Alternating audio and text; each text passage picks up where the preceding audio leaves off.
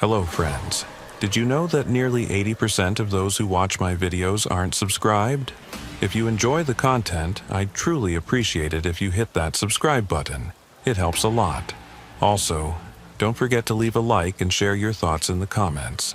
Your interaction not only supports the channel's growth, but also helps these stories reach more people. Thank you all for being here. By the way, where are you watching from?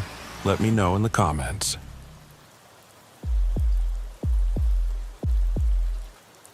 My name is Logan Everett, and I've been with the FBI's Tampa field office for 11 years now. Over those years, I've worked everything from organized crime to human trafficking, violent fugitives to drug cartels operating out of the Everglades.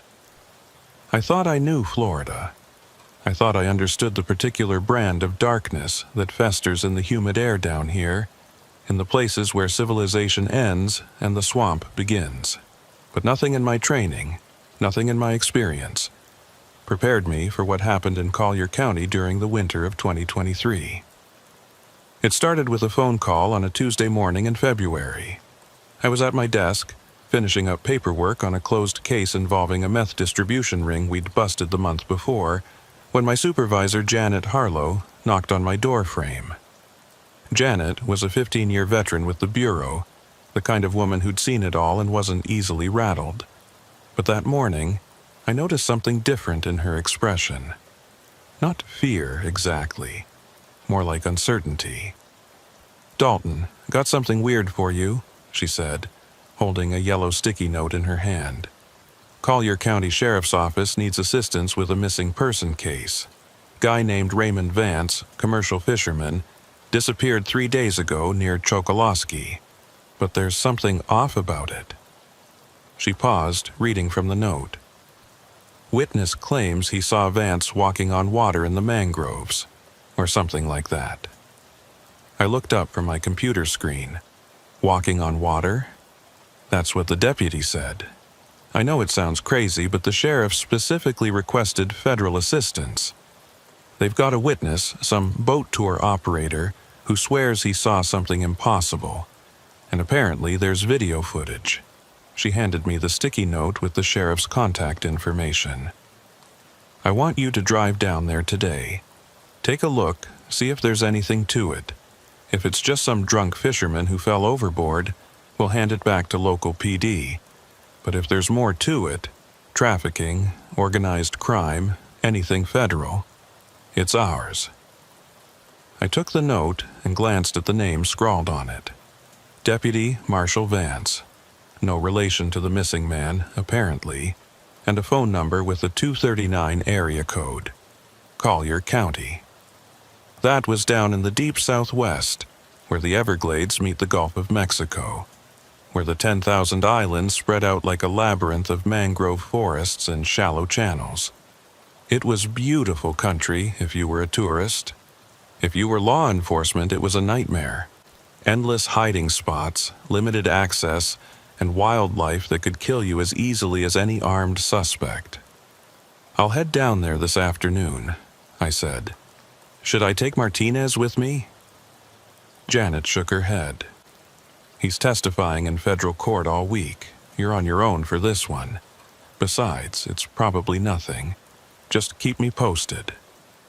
I nodded and watched her leave. Then I pulled up a map of Collier County on my computer.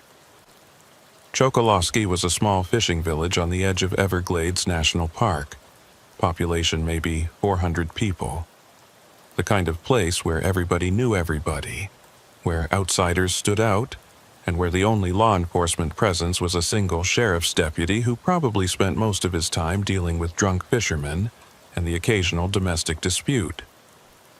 If something genuinely strange was happening down there, it would have taken a lot for the locals to reach out to the FBI. They tended to keep to themselves. I spent the next hour making calls, gathering what little information was available.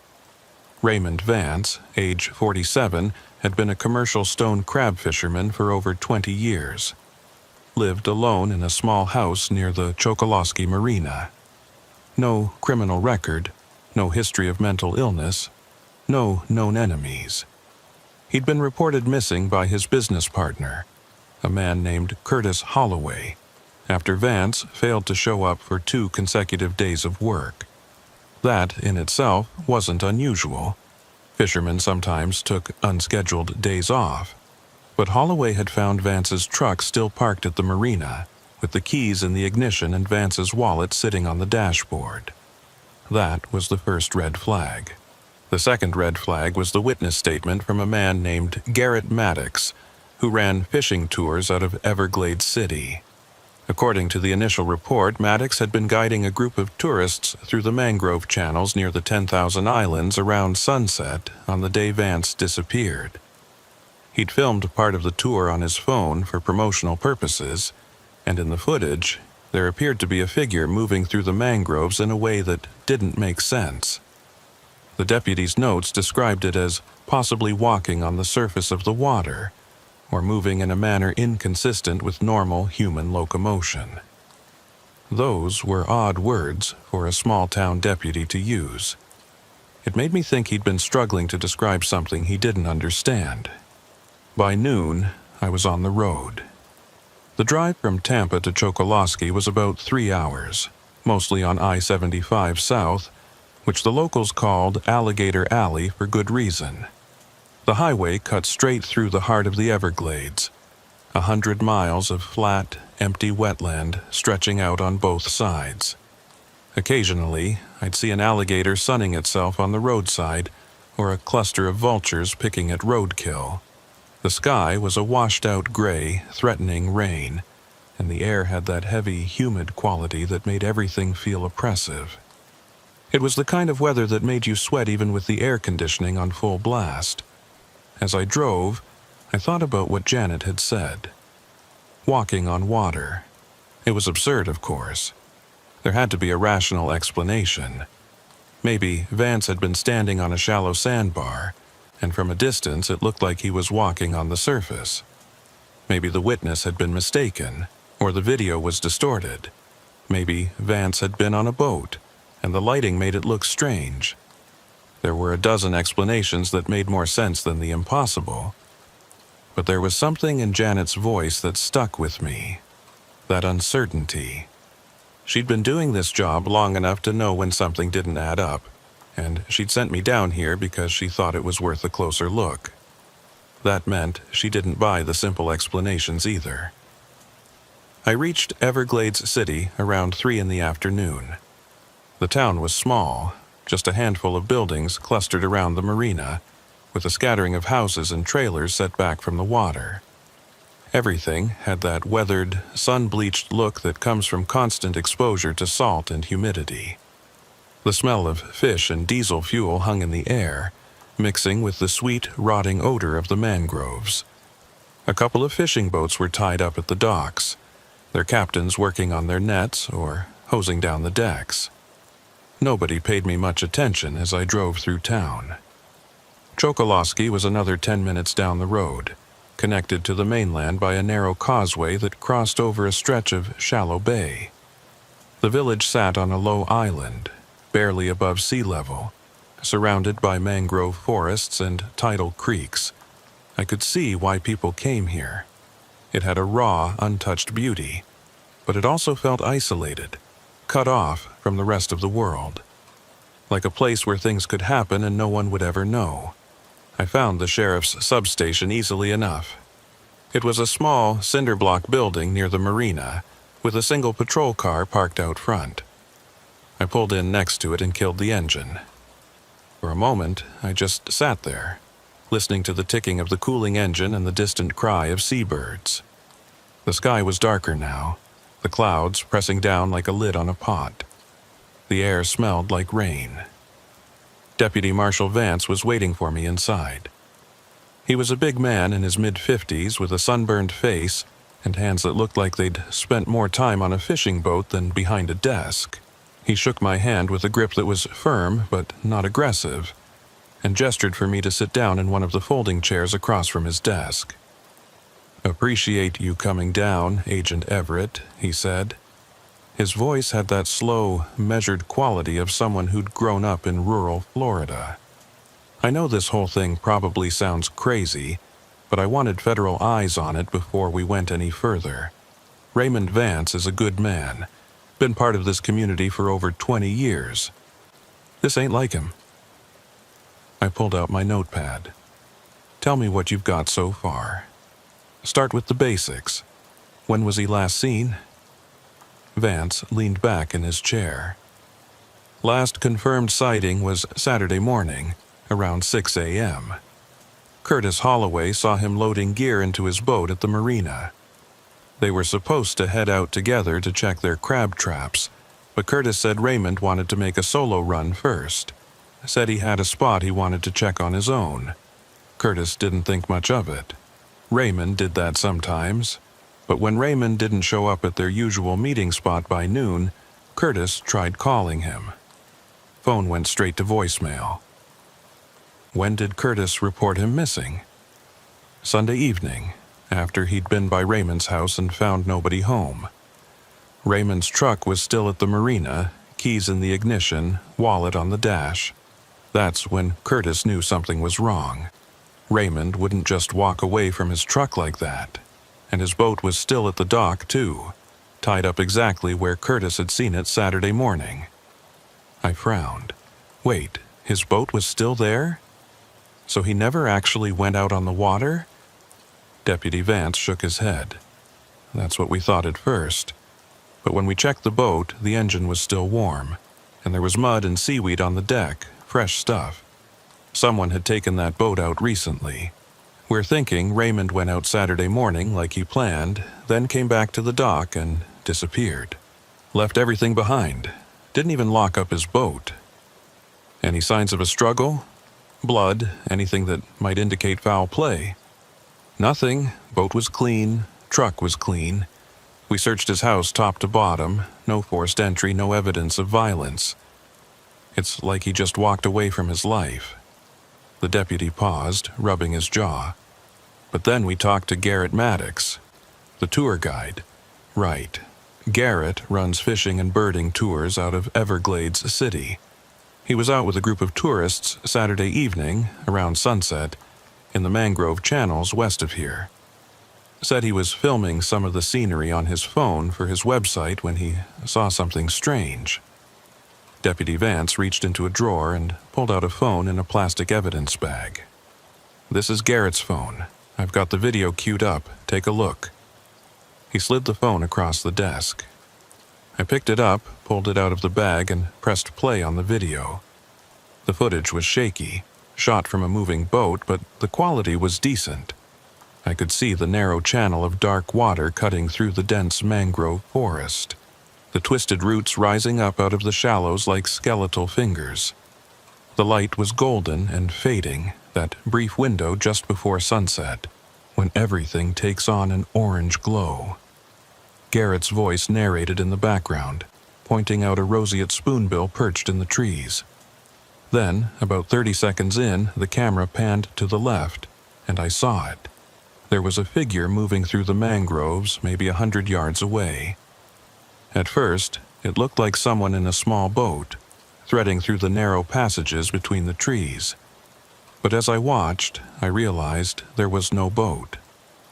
The figure was upright, human-shaped, moving with a steady, purposeful stride. And it appeared to be moving across the surface of the water. I paused the video and zoomed in. The image was grainy, pixelated from the digital zoom, but I could make out enough detail to see that the figure was wearing what looked like a dark jacket and pants. The face was obscured by shadow and distance, and beneath the figure, where feet should have been, there was just the flat black surface of the water. I let the video continue. Garrett's narration had stopped. I could hear him breathing hard, muttering something under his breath. The camera followed the figure for maybe 10 more seconds before it disappeared behind a cluster of mangrove trees. Then the video ended. I set the phone down. What did Garrett say when you questioned him? He swears it was a person. Said it looked exactly like someone walking, but on top of the water. Said it didn't make any sense, but that's what he saw. Deputy Vance leaned forward. Now, I've lived here my whole life, Agent Everett. I know these waters. I know how light plays tricks on you at sunset. How shadows and reflections can make you see things that aren't there. But I also know Garrett Maddox. He's not a bullshitter. He's not the kind of guy who makes things up for attention. And when I watched that video, I saw the same thing he did. I picked up the phone again and watched the video a second time, then a third. Each time, I tried to find the rational explanation. Maybe the figure was standing on a hidden sandbar or a submerged log. Maybe it was a trick of perspective, and the person was actually in a low-profile kayak that blended with the water. Maybe the video was doctored, though that seemed unlikely given the circumstances. But no matter how many times I watched it, I couldn't shake the feeling that something was genuinely wrong with what I was seeing. The movement was too smooth, too steady. The figure didn't bob or sway the way someone in a boat would. It just moved forward in a straight line, as if walking on solid ground. "Did you search the area where this was filmed?" I asked. "We did. Took an airboat out there Sunday morning and combed through those channels for hours. Didn't find anything. No boat, no tracks, no sign anyone had been there." "What about Raymond's boat? Did you find any connection between where he was working and where this figure was spotted?" Deputy Vance nodded slowly. "That's the thing. We pulled Raymond's GPS log from his boat's navigation system. Turns out he'd been working in that exact area Saturday morning. His traps are set in the channels west of Chokoloskee, same stretch of mangroves where Garrett saw the figure. Last recorded position was about 200 yards from where that video was filmed." I felt a cold trickle of unease run down my spine. So Raymond was in the area, and a few hours later, someone, or something, is spotted moving through the same mangroves in a way that doesn't make sense. "That's about the size of it," Deputy Vance said. "Could be coincidence. Could be Raymond saw something that spooked him, or got himself tangled up in something illegal. We've had problems with drug runners using these waters as a transit route. Or it could be something else entirely. That's why I called you folks." I stood up and walked to the window. Outside, the rain had started to fall, a steady drizzle that turned the world gray and blurred the line between sky and water. The marina was empty except for a few boats rocking gently in their slips. Beyond them, the mangrove forest stretched out like a dark wall, impenetrable and silent. "I want to talk to Garrett Maddox," I said, "and Curtis Holloway, and I want to see Raymond's boat and his house. If there's something here, I'll find it." "I'll make the calls," Deputy Vance said. "But Agent Everett, one more thing." He hesitated, as if weighing how much to say. "Raymond kept a log, not an official one, just a little notebook where he wrote down coordinates and notes about his traps. We found it in his boat. Most of it's pretty standard stuff, dates, locations, catch counts. But the last few entries..." He trailed off. "What about them?" "They're strange, rambling. Like he was trying to describe something but couldn't quite find the words." The deputy opened a file folder and pulled out a photocopy of a page covered in hurried handwriting. This was the last entry, dated Saturday morning. About 2 hours before the GPS says he headed back to the dock. I took the page and read.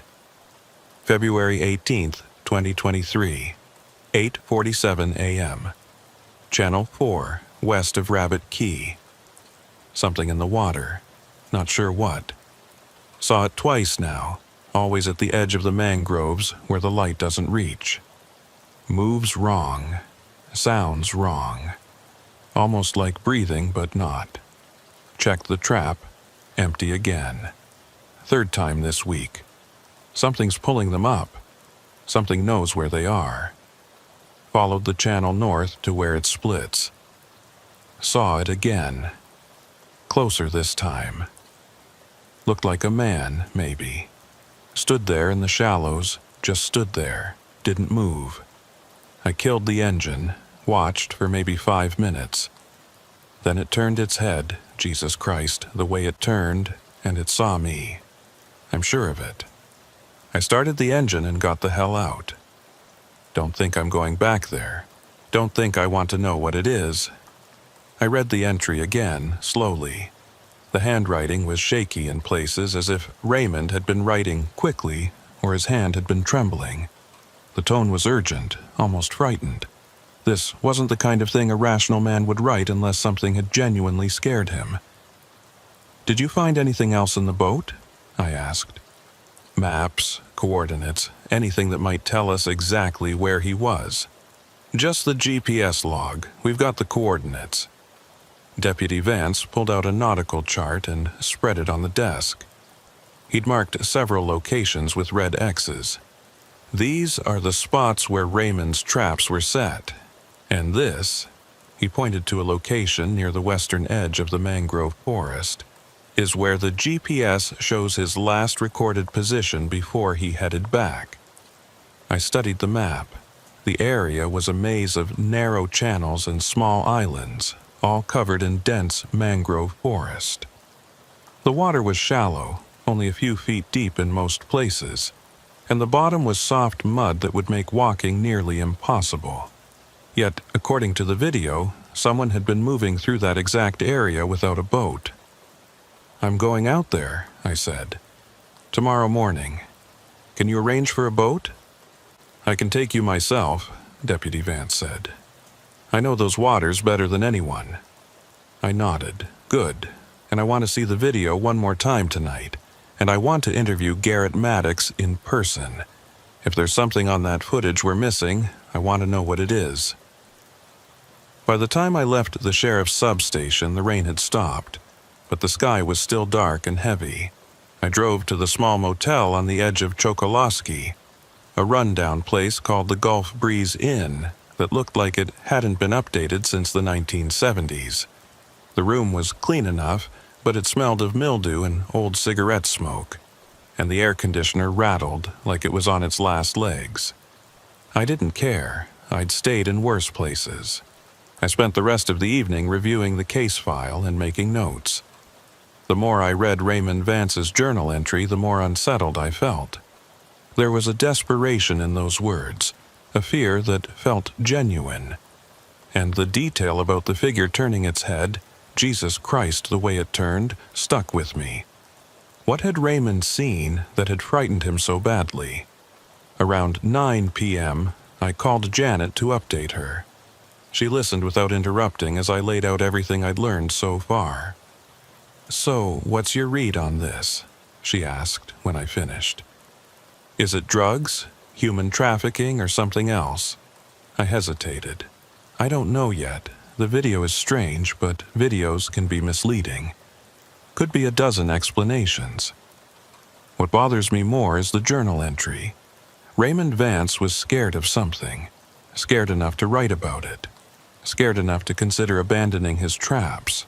That's not the behavior of a man caught up in drug running or organized crime. That's someone who saw something they couldn't explain. You think he's dead? I think he's missing, and I think whatever scared him might have had something to do with it. Tomorrow, I'm going out to the site with the local deputy. We'll see what's there." "Be careful," Janet said. "I don't like the feel of this one." "Neither do I admitted. "But I've dealt with weird cases before.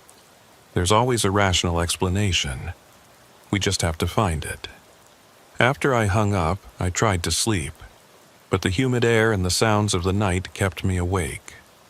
Through the thin walls of the motel, I could hear the rhythmic chirping of frogs and insects, a constant droning noise that seemed to press in from all sides.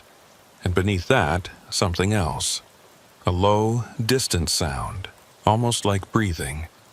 I told myself it was just the wind moving through the mangroves, or the tide shifting in the channels. But it took a long time before I finally drifted off. I met Deputy Vance at the marina just after sunrise.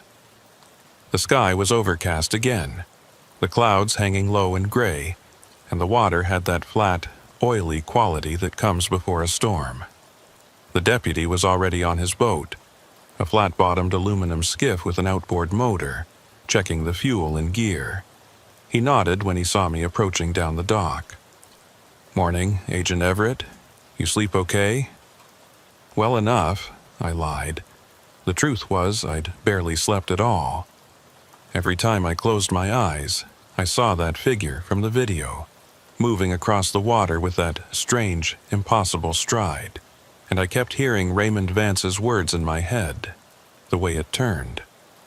"Brought some extra supplies," Deputy Vance said, gesturing to a cooler and a couple of emergency kits stowed in the boat.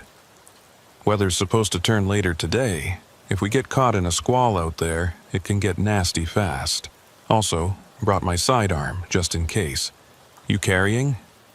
I patted the holster on my hip. Always. We loaded into the boat and cast off.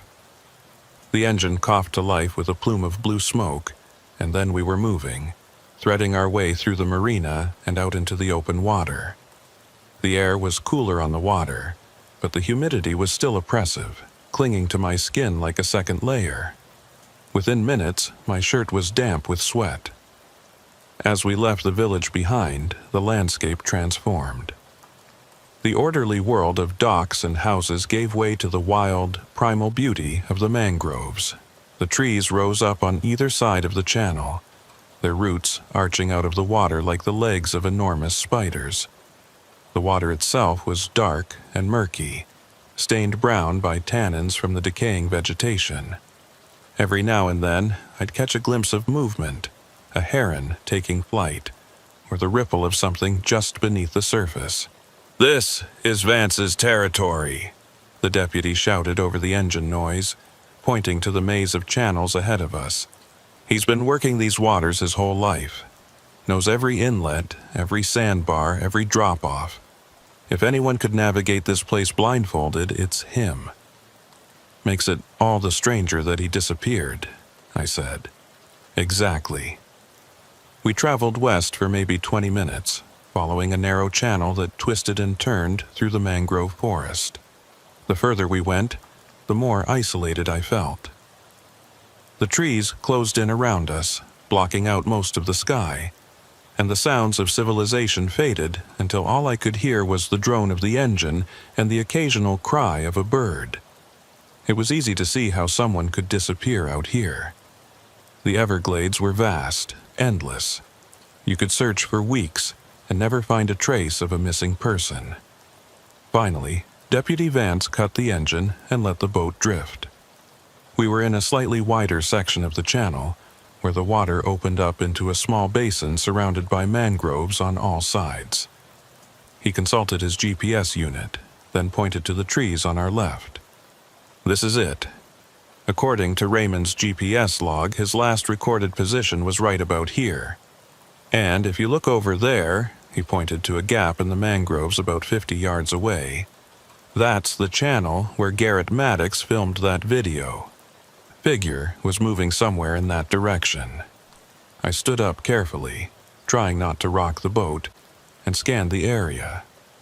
From here, it looked like any other stretch of the Everglades. Dark water, twisted trees, nothing but empty wilderness in every direction. But something about it felt wrong. The air was too still, too quiet.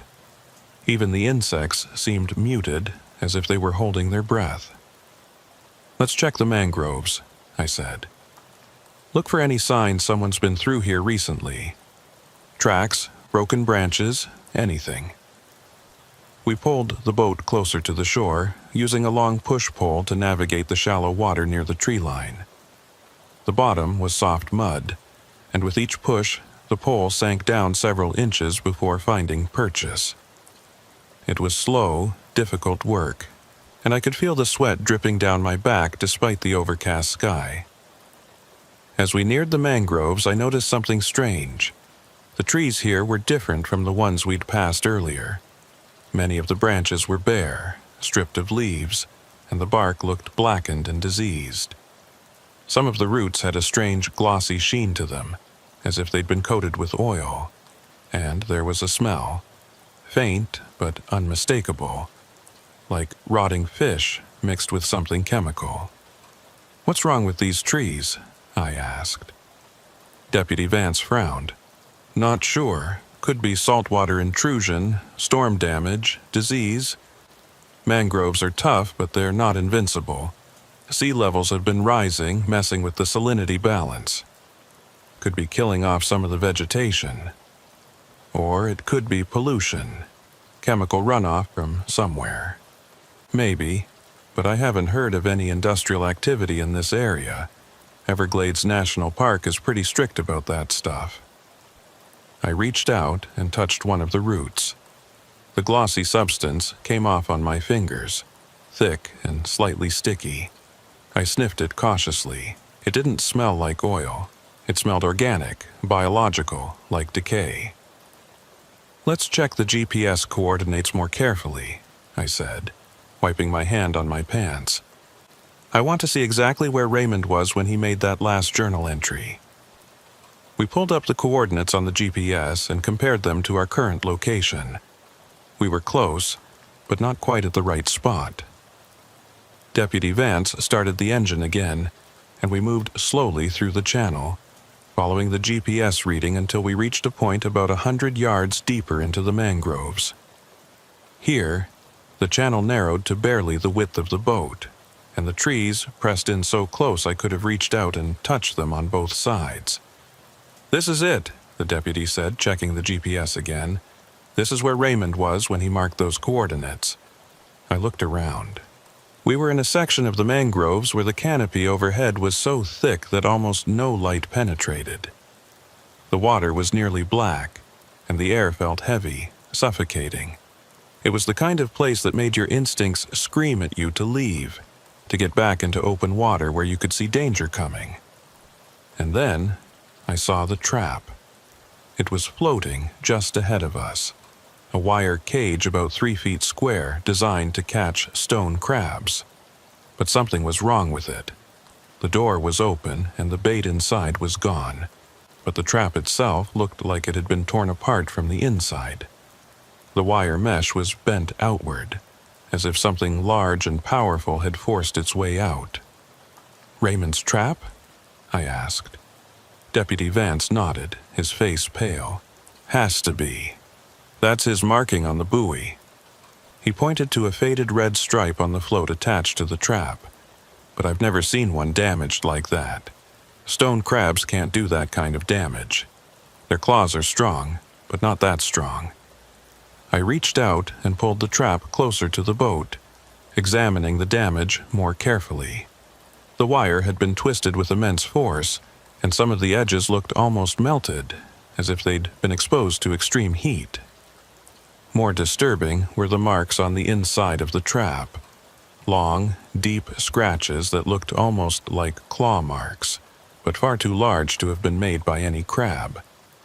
"Something got in here," I said quietly. "Something strong enough to rip through steel wire." "Alligator?" Deputy Vance suggested, though his voice lacked conviction. "Maybe, but gators don't usually mess with crab traps. And these marks," I ran my finger along one of the scratches, "these don't look like reptile claws. They're too regular, too deliberate, almost like fingers." The moment I said it, I regretted it. It sounded absurd, paranoid, but I couldn't shake the image of those scratches, gouged deep into the wire mesh. They looked human, or at least they looked like something that had hands. We spent the next 2 hours searching the area, methodically working our way through the channels and checking each of Raymond's remaining traps. All of them showed similar damage. Doors torn open, bait gone, wire twisted and bent. Whatever was raiding these traps was systematic about it, hitting every one in the same section of the mangroves. As we worked, I kept expecting to find Raymond's body. A fishing accident, a heart attack, a slip and fall into the water followed by drowning. There were a dozen ways a man could die out here alone. But we found nothing, no body, no personal effects, no signs of struggle. It was as if Raymond Vance had simply evaporated into the humid air. Around noon, we took a break and drifted in a wider section of the channel while we ate the sandwiches Deputy Vance had packed. The sky had darkened even more, and I could see flashes of lightning on the horizon. The storm was coming, just like the deputy had predicted. "What do you think is going on here?" Deputy Vance asked, breaking the silence. Honestly, I took a long drink from my water bottle, considering my answer. I think Raymond saw something that scared him. I think he came out here to check his traps and encountered something he didn't understand. Whether that something was dangerous or just strange, I don't know. But it was enough to make him write that journal entry, and it was enough to make him want to avoid this area. And the figure in the video? Could be related, could be coincidence. But if I had to guess, I'd say Raymond encountered someone or something out here that's connected to his disappearance. Someone, Deputy Vance repeated. You think this is a person, a human being? I think we have to consider all possibilities. There are people who use these mangroves as hiding places. Drug runners, fugitives, people who don't want to be found. Maybe Raymond stumbled onto something he shouldn't have seen. The deputy didn't look convinced, and honestly, I wasn't either.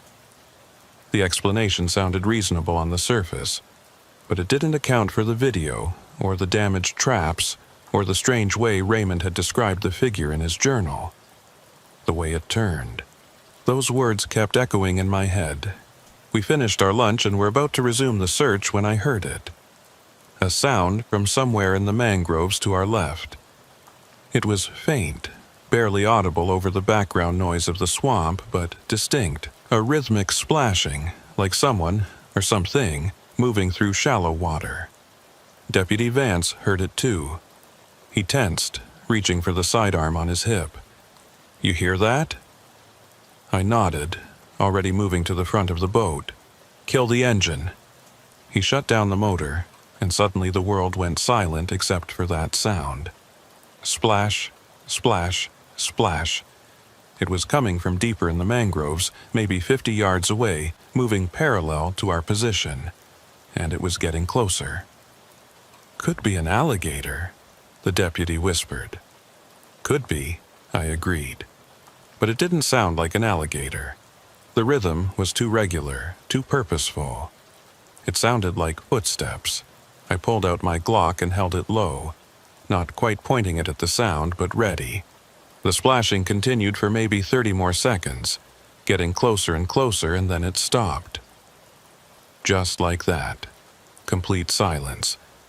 We waited, barely breathing. 1 minute passed, then 2. The air felt electric, charged, like the moment before lightning strikes. And then, through a narrow gap in the mangroves, I saw it. A shape, human-sized, standing maybe 40 yards away in the shallows. It was facing us. I was sure of it, though I couldn't make out any details.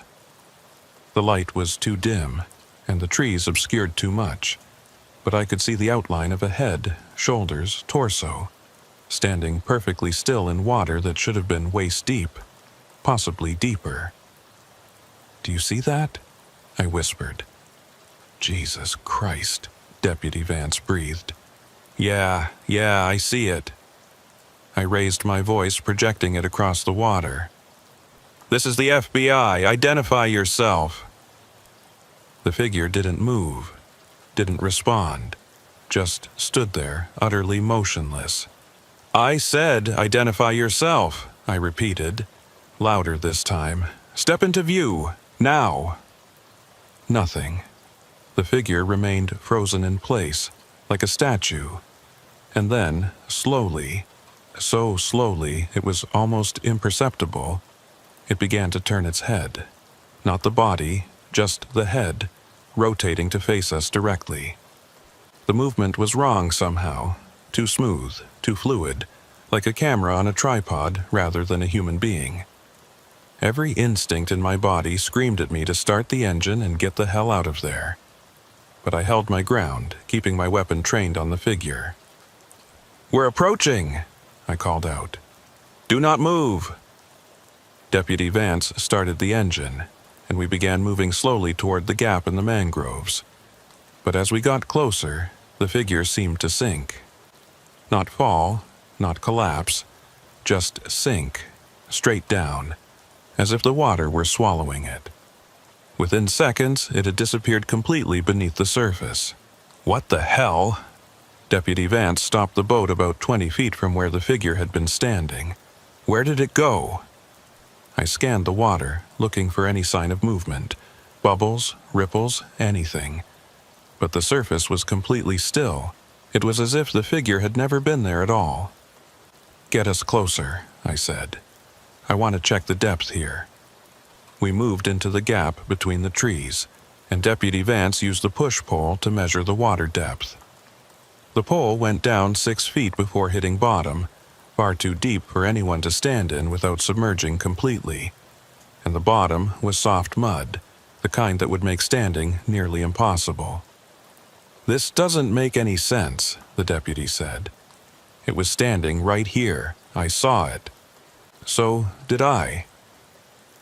I holstered my weapon and looked around the area, trying to find some explanation. A submerged log or sandbar that could have created the illusion of someone standing. A trick of light and shadow. But there was nothing. Just dark water and mangrove roots. And then I noticed something else. The trees around us, the ones closest to where the figure had been, they had that same diseased look I'd seen earlier. Bare branches, blackened bark, that strange glossy coating on the roots, and the smell was stronger here, that mixture of decay and chemicals that made my stomach turn. We need to get samples, I said. Water, vegetation, bottom sediment. Something's affecting this environment, and I want to know what. Deputy Vance looked at me like I'd lost my mind. Agent Everett, with all due respect, I think we should get the hell out of here. Whatever we just saw was probably someone in diving gear, I interrupted, though I didn't believe it myself. Or someone on a submerged platform. There's a rational explanation. There always is. You really believe that? I met his eyes. I have to believe that, because the alternative doesn't make any sense. We spent another hour collecting samples and documenting the area with photos and video, all while the storm grew closer. By the time we finally decided to head back, the sky was nearly black, and the wind had picked up, whipping through the mangroves with a low, moaning sound. The first drops of rain hit us as we reached the main channel, and within minutes it had turned into a downpour. The trip back to the marina was tense and difficult. The rain came down in sheets, cutting visibility to almost nothing, and the wind kicked up waves that tossed our small boat around like a toy. Deputy Vance navigated by GPS and memory, steering us through the maze of channels with grim determination. I held on to the side of the boat, soaked to the skin, trying not to think about what we'd seen in the mangroves. By the time we reached the marina, it was mid-afternoon, and the storm showed no signs of letting up. We secured the boat and made a run for the sheriff's substation, both of us drenched and exhausted. Inside, I spread out my notes and the samples we'd collected, trying to make sense of it all. I'll get these samples analyzed, I told Deputy Vance. Send them to the FBI lab in Quantico. We should have results in a few days. And in the meantime, I'm going to interview Garrett Maddox and Curtis Holloway. And I want to go through Raymond's house one more time. There might be something we missed. Deputy Vance nodded, but I could see the doubt in his eyes.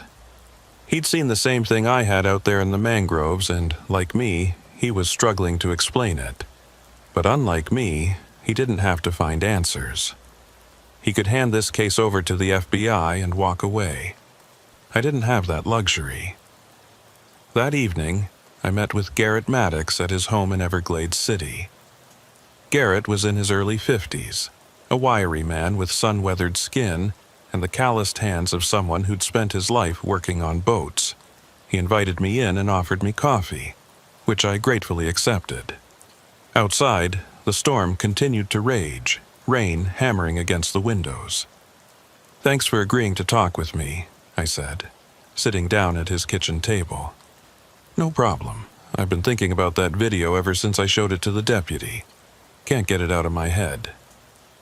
Garrett poured himself a cup of coffee and sat down across from me. "Have you figured out what it was?" "Still investigating, but I wanted to hear your account directly. Walk me through what happened that day." Garrett nodded. "It was Saturday evening, around 6:30. I had a group of 4 tourists, a family from Ohio, out for a sunset tour. We'd been cruising through the channels west of Chokoloskee for about an hour, looking at birds mostly. Herons, egrets, the usual stuff. I was filming some of the scenery on my phone for promotional material. I do that sometimes, post clips on my website to attract customers. And that's when you saw the figure." "Yeah." I was panning the camera across the mangroves when I noticed something moving. At first, I thought it was another boat, maybe someone fishing. But as I got closer, I realized it wasn't a boat, it was a person. Or at least, it looked like a person. They were moving through the water, but not swimming or wading. They were upright, walking. And they were moving fast, faster than you could walk through water that deep. How deep was the water where you saw them? Had to be 4, maybe 5 feet. Deep enough that you'd be up to your chest if you tried to walk through it. But this person, or thing, was moving like they were on solid ground. It didn't make sense. Garrett took a sip of his coffee, his hands trembling slightly. I tried to follow it with the camera, but it disappeared behind some trees, and then it was just gone. Did you get any sense of what the figure looked like? Male, female, clothing?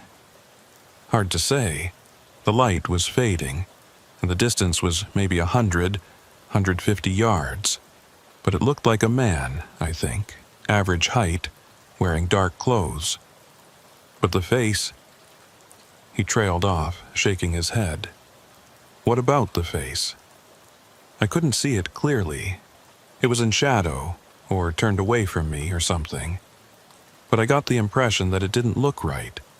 Like the proportions were off, or the shape wasn't quite human. I know how crazy that sounds. It's okay. I'm not here to judge.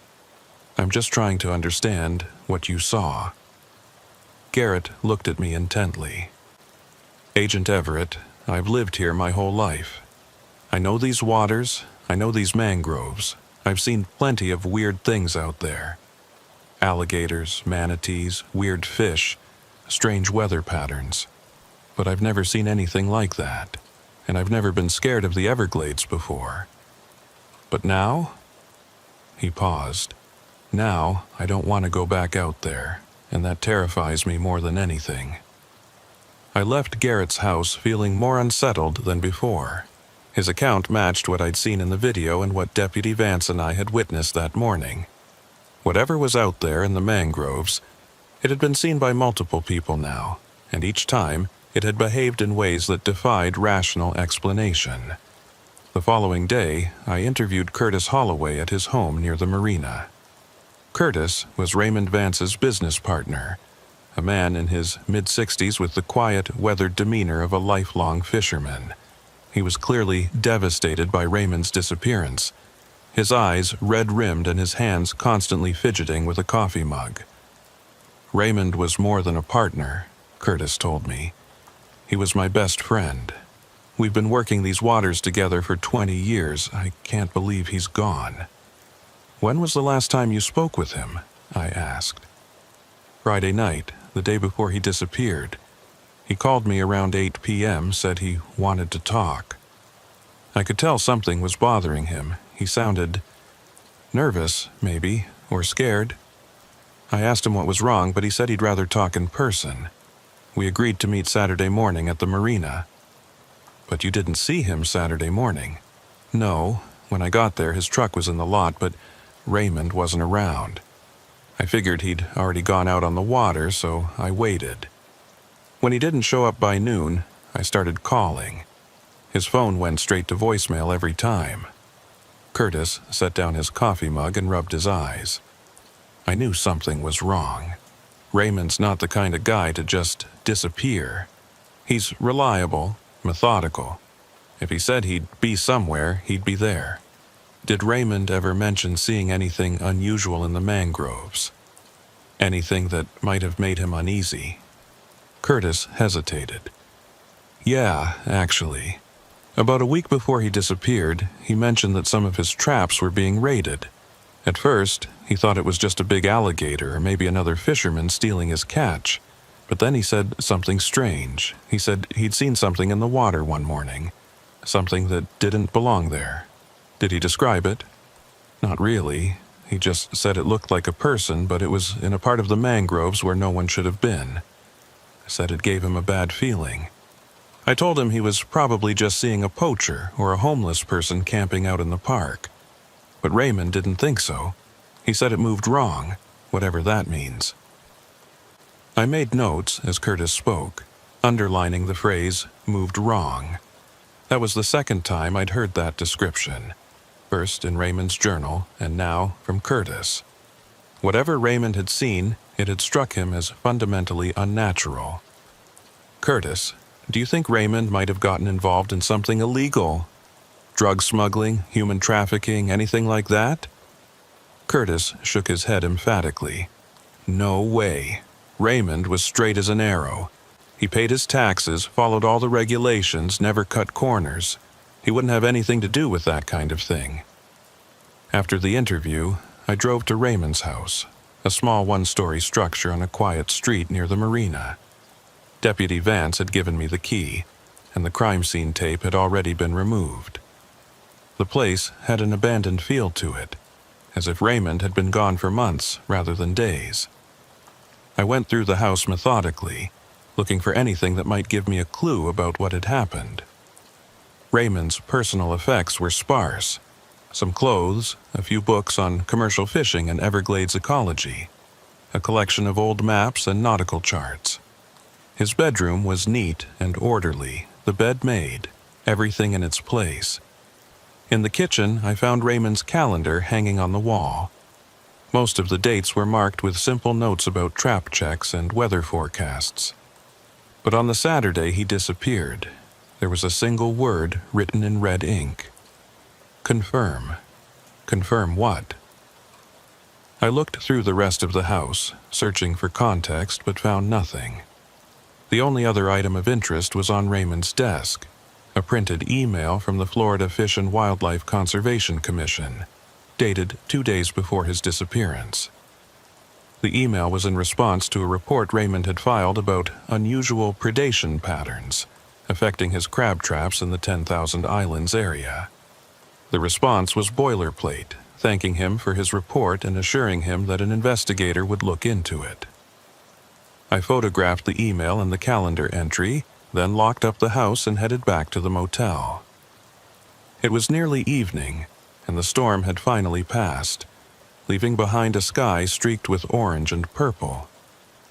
The air smelled clean, washed by the rain, but I couldn't shake the feeling that I was missing something important. That night, I reviewed all my notes and recordings, trying to piece together a coherent narrative.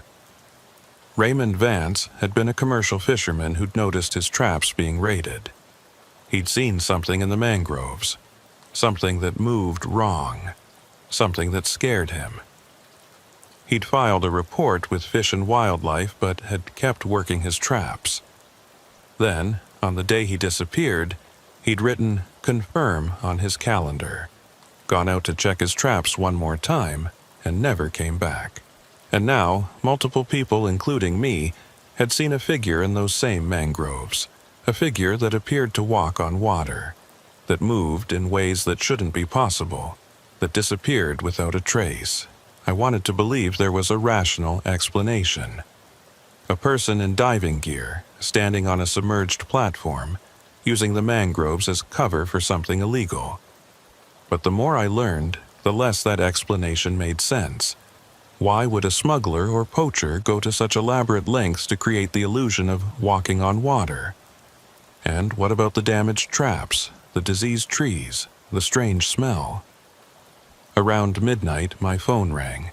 It was Deputy Vance. "Agent Everett, sorry to call so late, but something just came in. Another sighting. Caller says they saw a figure matching the description from the video, walking on the water near Lopez River, about 5 miles north of where we were searching. Said it was just after dark, and they got close enough to see it clearly. They're pretty shaken up." I sat up, adrenaline surging through my system. "I'll be right there.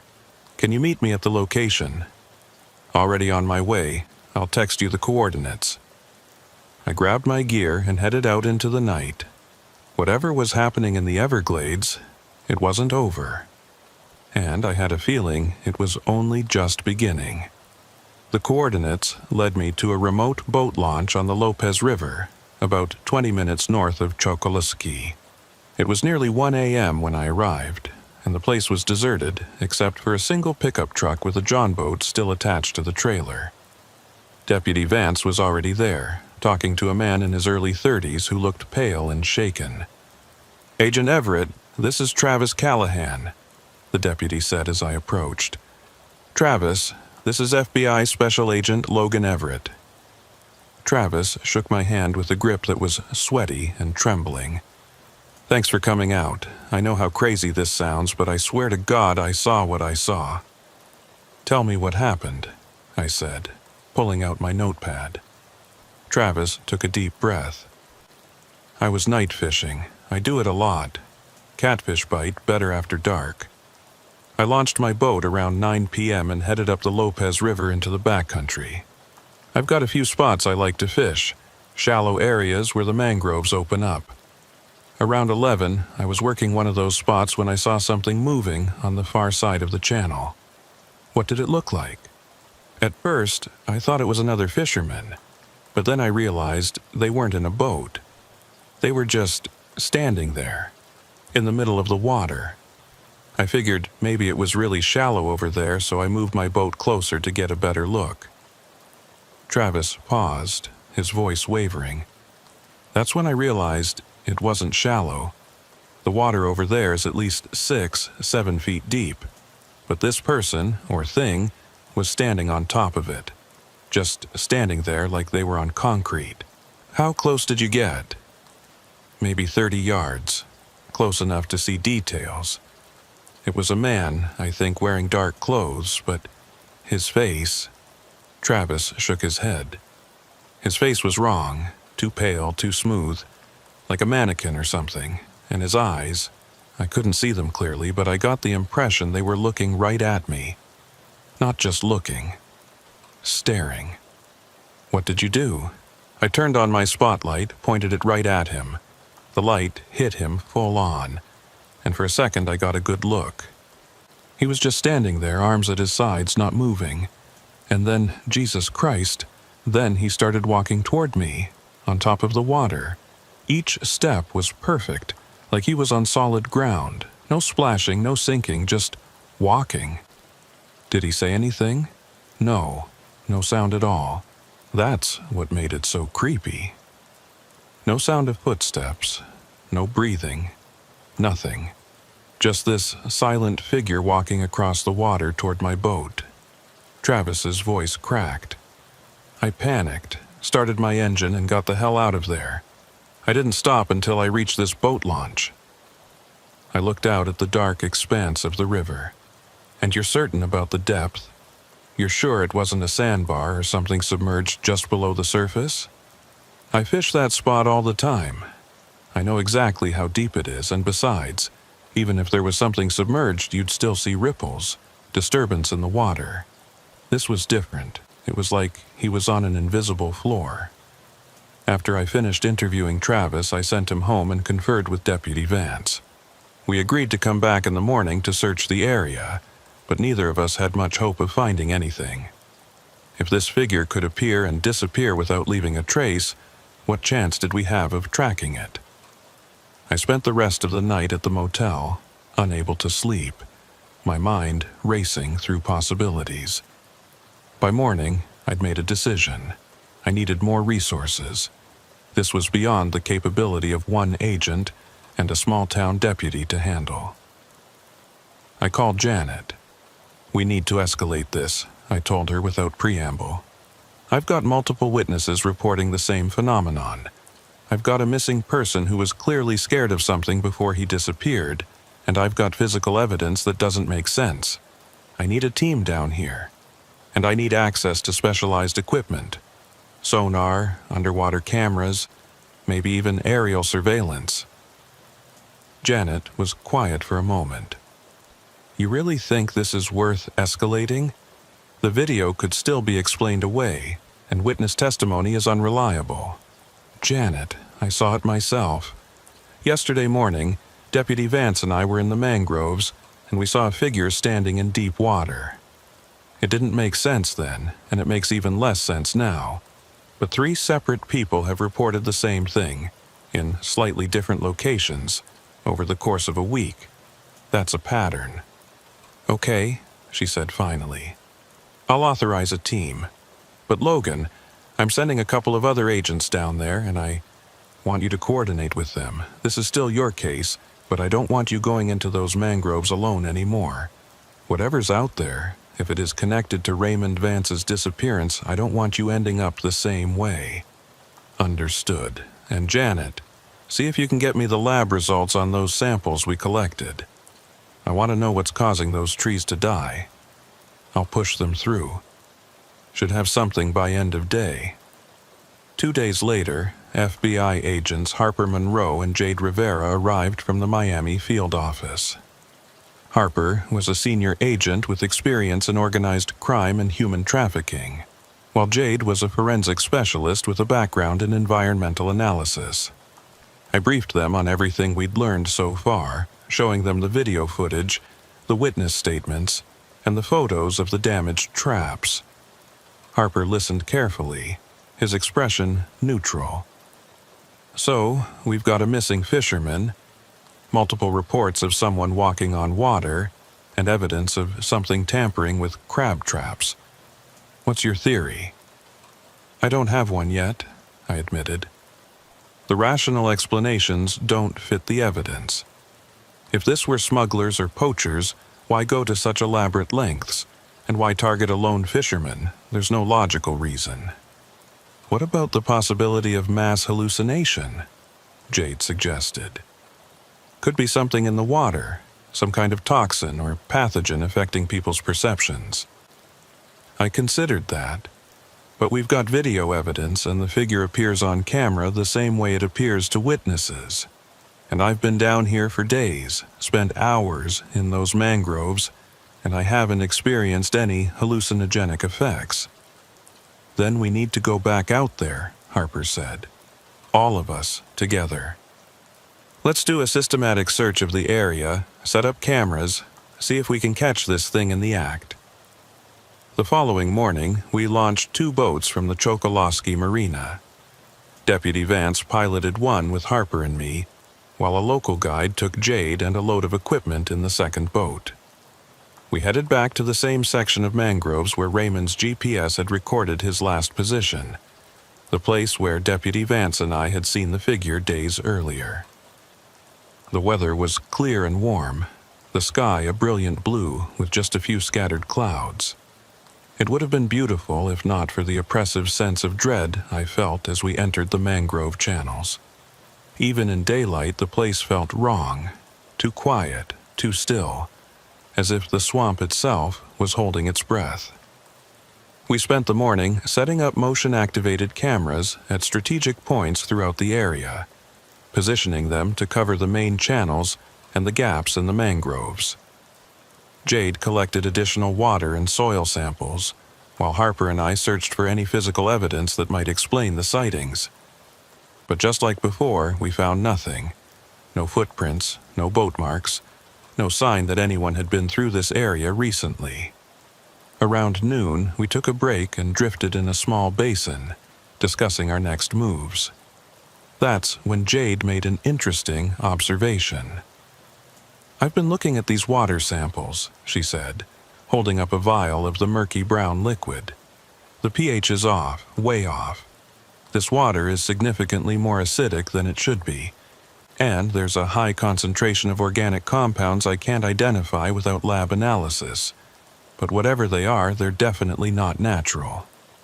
Could that explain the dead trees? I asked. Possibly. If something's contaminating the water, it could be killing the vegetation. But I don't know what would cause this level of acidity in a natural waterway. There's no industrial activity nearby, no sewage outlets, nothing that should be producing this kind of chemical signature. So we're dealing with an environmental contamination issue on top of everything else, Harper said. Great. As we were talking, one of the cameras we'd set up sent an alert to Jade's tablet. She glanced at it, then her eyes widened. We've got movement, camera 3, about 200 yards west of here. We immediately started both engines and headed toward the camera's location, moving as quickly as we could through the narrow channels. My pulse was racing, adrenaline flooding my system. If we could just catch this thing, get a clear look at it, maybe we could finally get some answers. We reached the camera within 5 minutes. It was mounted on a mangrove tree overlooking a narrow channel, and according to the motion sensor, something had passed by less than a minute ago. Jade pulled up the footage on her tablet, and we all crowded around to watch. The video showed the channel from an elevated angle, the water dark and still, the mangroves pressing in from both sides. For several seconds, nothing happened. Then, at the edge of the frame, something moved into view. It was the figure, human-shaped, wearing dark clothing, moving through the shallows along the edge of the mangroves. But unlike in Garrett's video, this footage was much clearer, shot in full daylight at close range. I could see details I hadn't been able to see before. The figure was tall, maybe 6 feet, with a thin, almost gaunt build. Its movements were smooth and fluid, but there was something mechanical about them, like a puppet being moved by invisible strings. It walked along the water's edge, its feet, if they were feet, barely disturbing the surface, and then it stopped and turned directly toward the camera. For a few seconds we got a clear view of its face, or at least what should have been a face.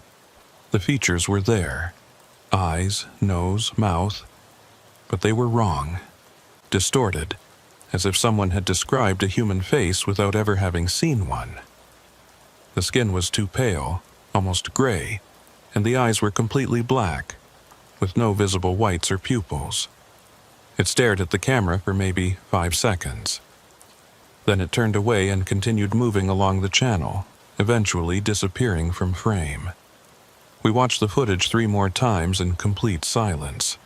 Finally, Harper spoke, his voice tight with tension. "What the hell was that?" "I don't know," I said. "But we need to find it, now." We followed the path the figure had taken, using the GPS coordinates from the camera to guide us. The channel wound through the densest part of the mangrove forest, a place where the trees grew so close together that navigation was nearly impossible. But we pressed on, determined to catch up to whatever we'd seen on that video. After about 15 minutes, we reached a section where the channel widened into a small pool, maybe 30 feet across, completely surrounded by mangroves. The water here was darker than anywhere else we'd been, almost black, and the smell of decay was overwhelming. Dead fish floated on the surface, their bodies bloated and pale. "Something's killed everything in this pool," Jade said, staring at the dead fish. "Look at the gills. They're burned. Chemical burn, maybe, or extreme acidification." Deputy Vance killed the engine, and we drifted into the center of the pool. The silence was absolute. No insects, no birds, no sound of water lapping against the boat. Just dead quiet. And then I saw it. On the far side of the pool, partially hidden behind a cluster of mangrove roots, was what looked like an opening. A gap in the trees, leading deeper into the forest. It was almost invisible, camouflaged by the dense vegetation, but from our angle, I could just make out the dark space beyond. "There," I said, pointing. "Do you see that?" Harper followed my gaze. Is that a cave or a tunnel? Can't be. We're barely above sea level. There shouldn't be any caves or tunnels in this area. Then what is it? I didn't have an answer, but every instinct I had was screaming at me not to go in there.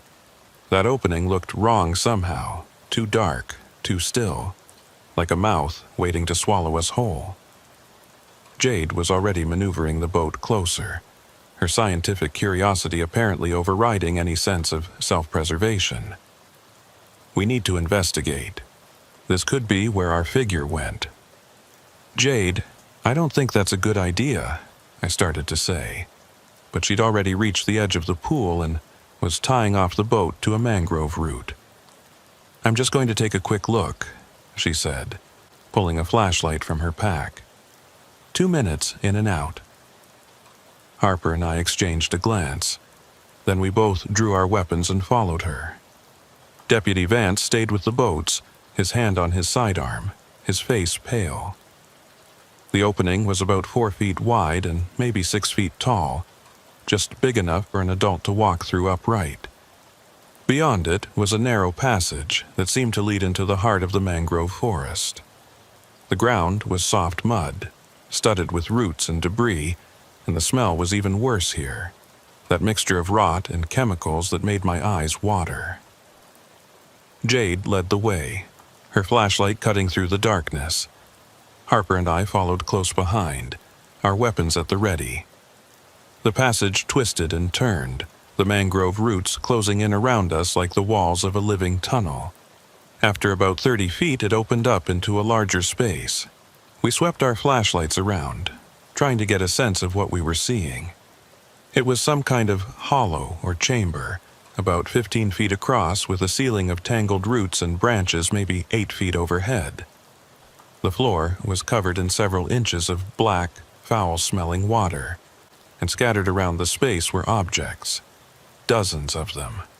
Crab traps, damaged, twisted, torn open, just like the ones we'd found in the channels. But these had been dragged here, piled up like trophies or offerings. "What is this place?" Jade whispered. "I don't know, but we need to document everything and get out of here." I started taking photos with my phone, making sure to capture every detail. Harper did the same, while Jade collected water samples from the standing pools. As I was photographing a particularly badly damaged trap, I noticed something underneath it. A piece of fabric, dark and waterlogged. I carefully lifted the trap and pulled the fabric free. It was a jacket, a fishing jacket with the name Vance embroidered on the front pocket. "I found Raymond's jacket," I called out to the others.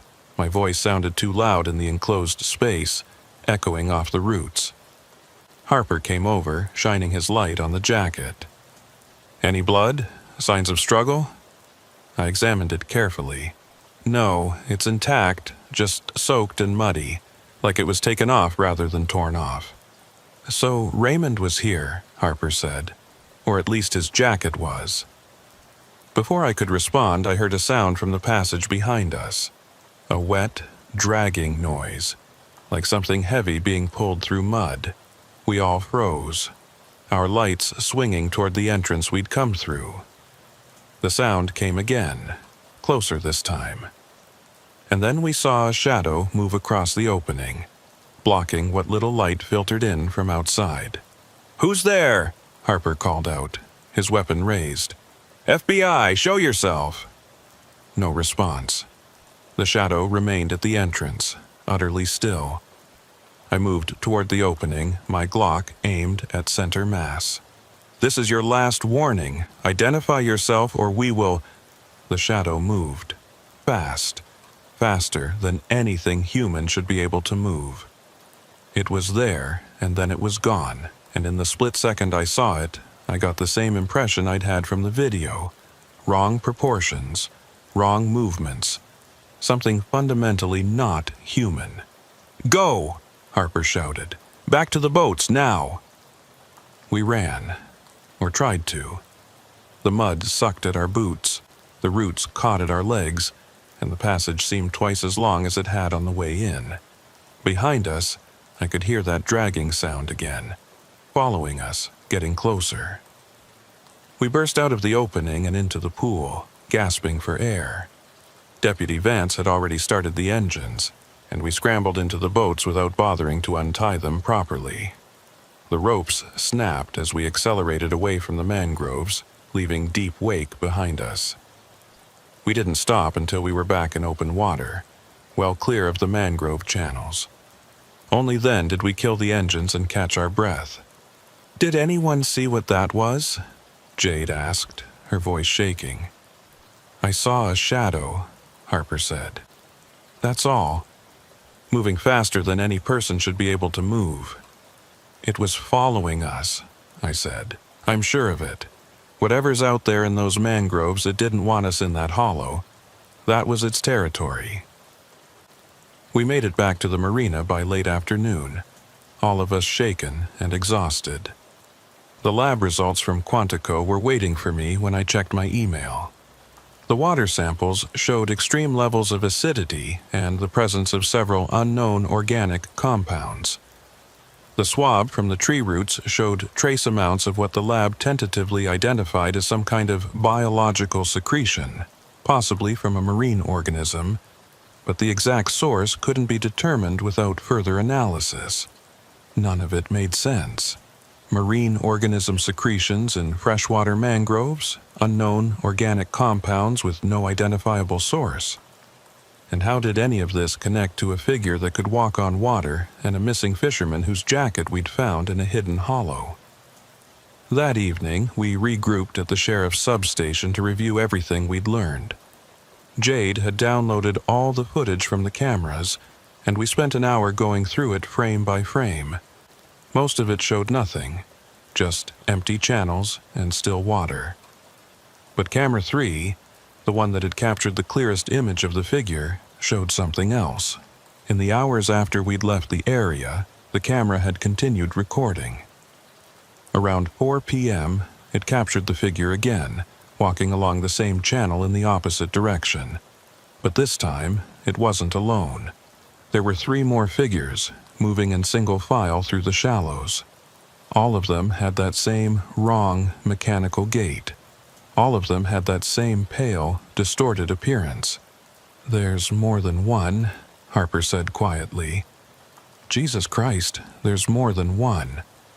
"We need to call in more resources," I said. "Whatever's happening here, it's beyond the 3 of us. We need a full investigation team, forensic specialists, maybe even military support if it comes to that." But even as I said it, I knew it wasn't that simple.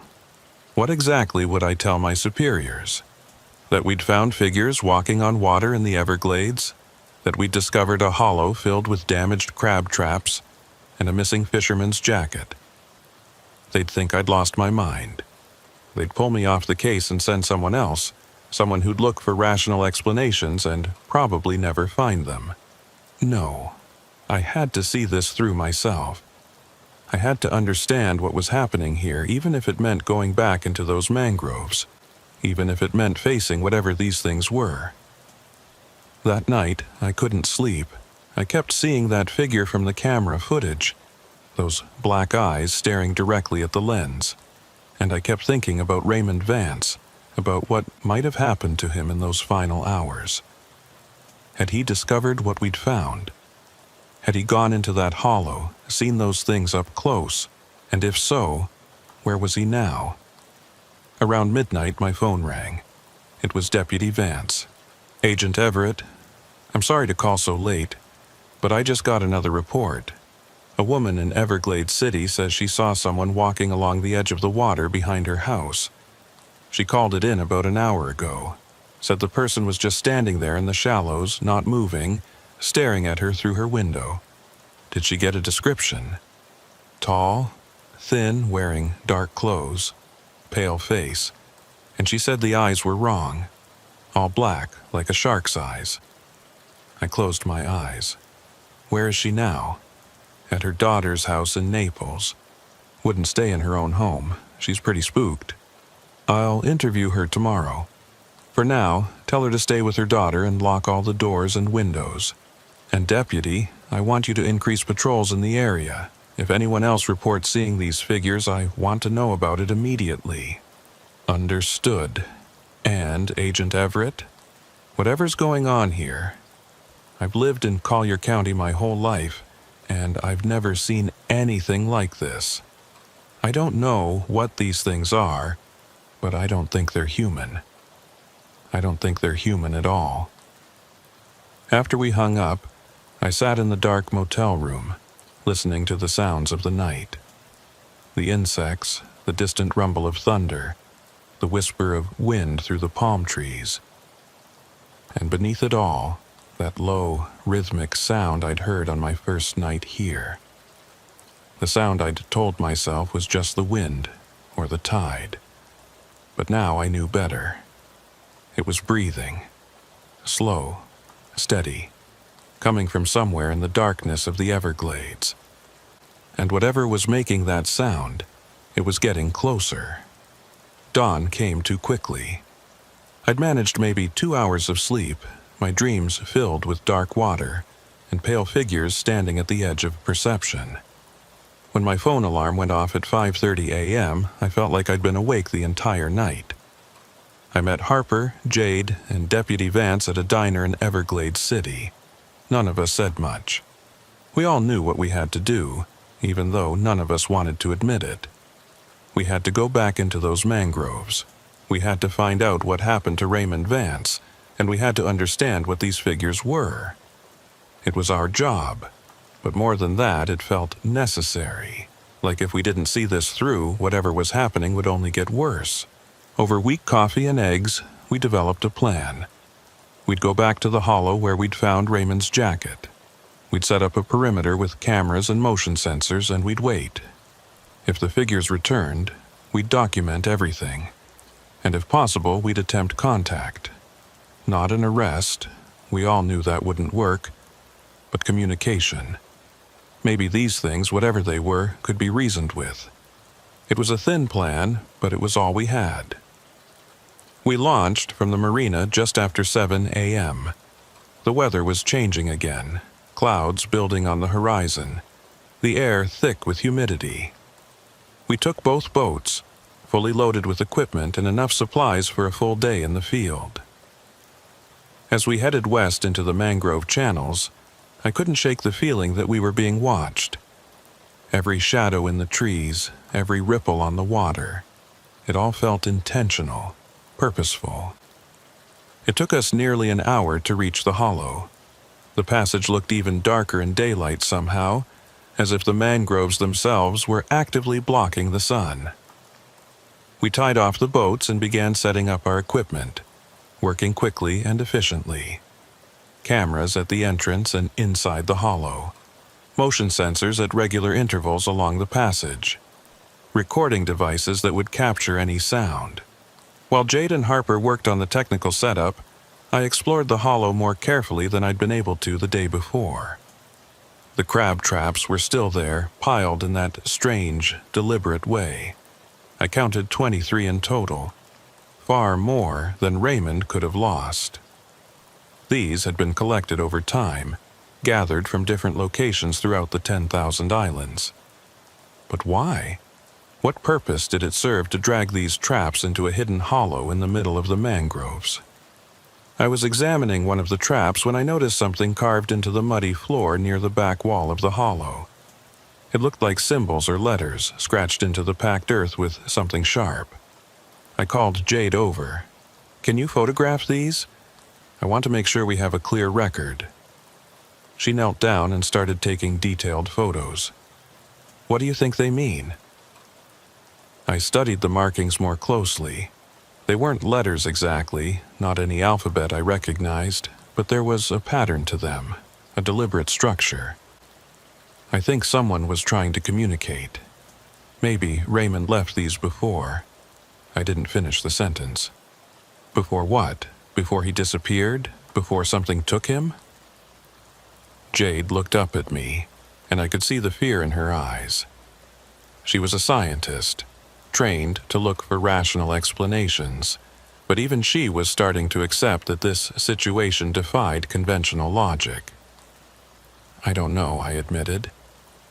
But I think he was trying to tell us something. We spent the next hour documenting everything in the hollow.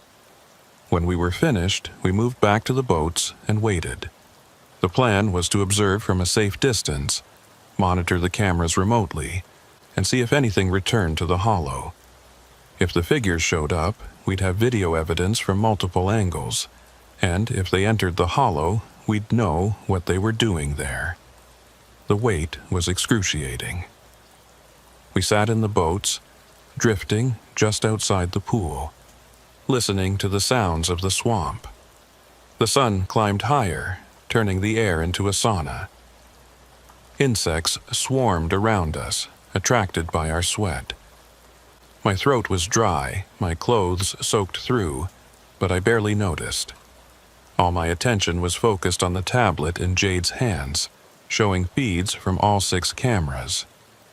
Around noon, camera 2 registered movement. "We've got something," Jade said quietly. "North approach, about 50 yards out." We watched the feed. A figure was moving through the mangroves, using that same strange gliding gait we'd seen before. It was heading directly toward the hollow. "Get ready," Harper said, his hand on his sidearm. "If this goes bad, we're leaving. No heroes." The figure reached the pool and stopped at the edge, just outside the entrance to the hollow. For a long moment it stood completely still, as if sensing our presence. Then it turned its head, that same wrong, mechanical movement, and looked directly at camera 2. We were at least 100 yards away, completely out of sight, but I would swear it knew we were there. It knew we were watching. Then it did something I wasn't expecting. It raised one arm and made a gesture, a beckoning motion, inviting us, or maybe warning us. It was impossible to tell. "What's it doing?" Deputy Vance whispered. "I think it wants us to follow," I said. "Or it's showing us something." The figure lowered its arm and entered the hollow. We watched on the internal cameras as it moved through the passage and into the main chamber. Once there, it went to the pile of crab traps and began arranging them, moving them with those pale, elongated hands, repositioning them into a specific pattern. "What the hell is it doing?" Harper muttered. Jade was typing notes furiously on her phone. "It's creating something. Look at the pattern. It's not random. It's deliberate." We watched for another 5 minutes as the figure continued its work. When it was finished, the crab traps had been arranged into a rough circle, with several traps stacked in the center. The whole configuration looked almost like an altar, or a warning. Then the figure stopped and turned to face the camera mounted inside the hollow. For several seconds it stared directly at the lens, and then it opened its mouth. No sound came out. The audio pickups detected nothing, but I could see its throat working, see the muscles moving beneath that pale, wrong skin. It was trying to communicate, but whatever sounds it was making were beyond the range of human hearing, or maybe beyond the capability of our equipment to detect. After a moment, it closed its mouth and walked to the symbols carved in the mud. It knelt down, the movement sending a shiver down my spine because it looked so human and so alien at the same time, and began to add to the markings. Its fingers moved quickly, scratching new lines and shapes into the packed earth. "We need to see what it's writing," I said. "Can you zoom in on that camera?" Jade adjusted the view, bringing the symbols into clearer focus. The new markings looked similar to the ones Raymond had left, but more complex, more elaborate. And as the figure worked, I realized something. The patterns weren't random. They were coordinates. Longitude and latitude, expressed in a notation I'd never seen before, but unmistakably geographic markers. "It's giving us a location," I said. "It's telling us where to go." Harper leaned in to look at the screen. "Where do those coordinates point to?" Jade pulled up a mapping program on her phone and entered the numbers as best she could interpret them. After a moment, the map loaded. showing a location about 3 miles southwest of our current position. It was deep in the 10,000 Islands, in one of the most remote and inaccessible areas of the Everglades. "That's open water," Deputy Vance said, looking at the map over Jade's shoulder. "Nothing there but a few scattered mangrove islands. Nobody goes there. Too shallow for most boats, too isolated for fishing."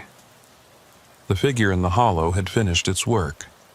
It stood up, looked at the camera one last time, and then walked back through the passage and out into the pool. We watched it disappear into the mangroves, moving in the direction of the coordinates it had just given us.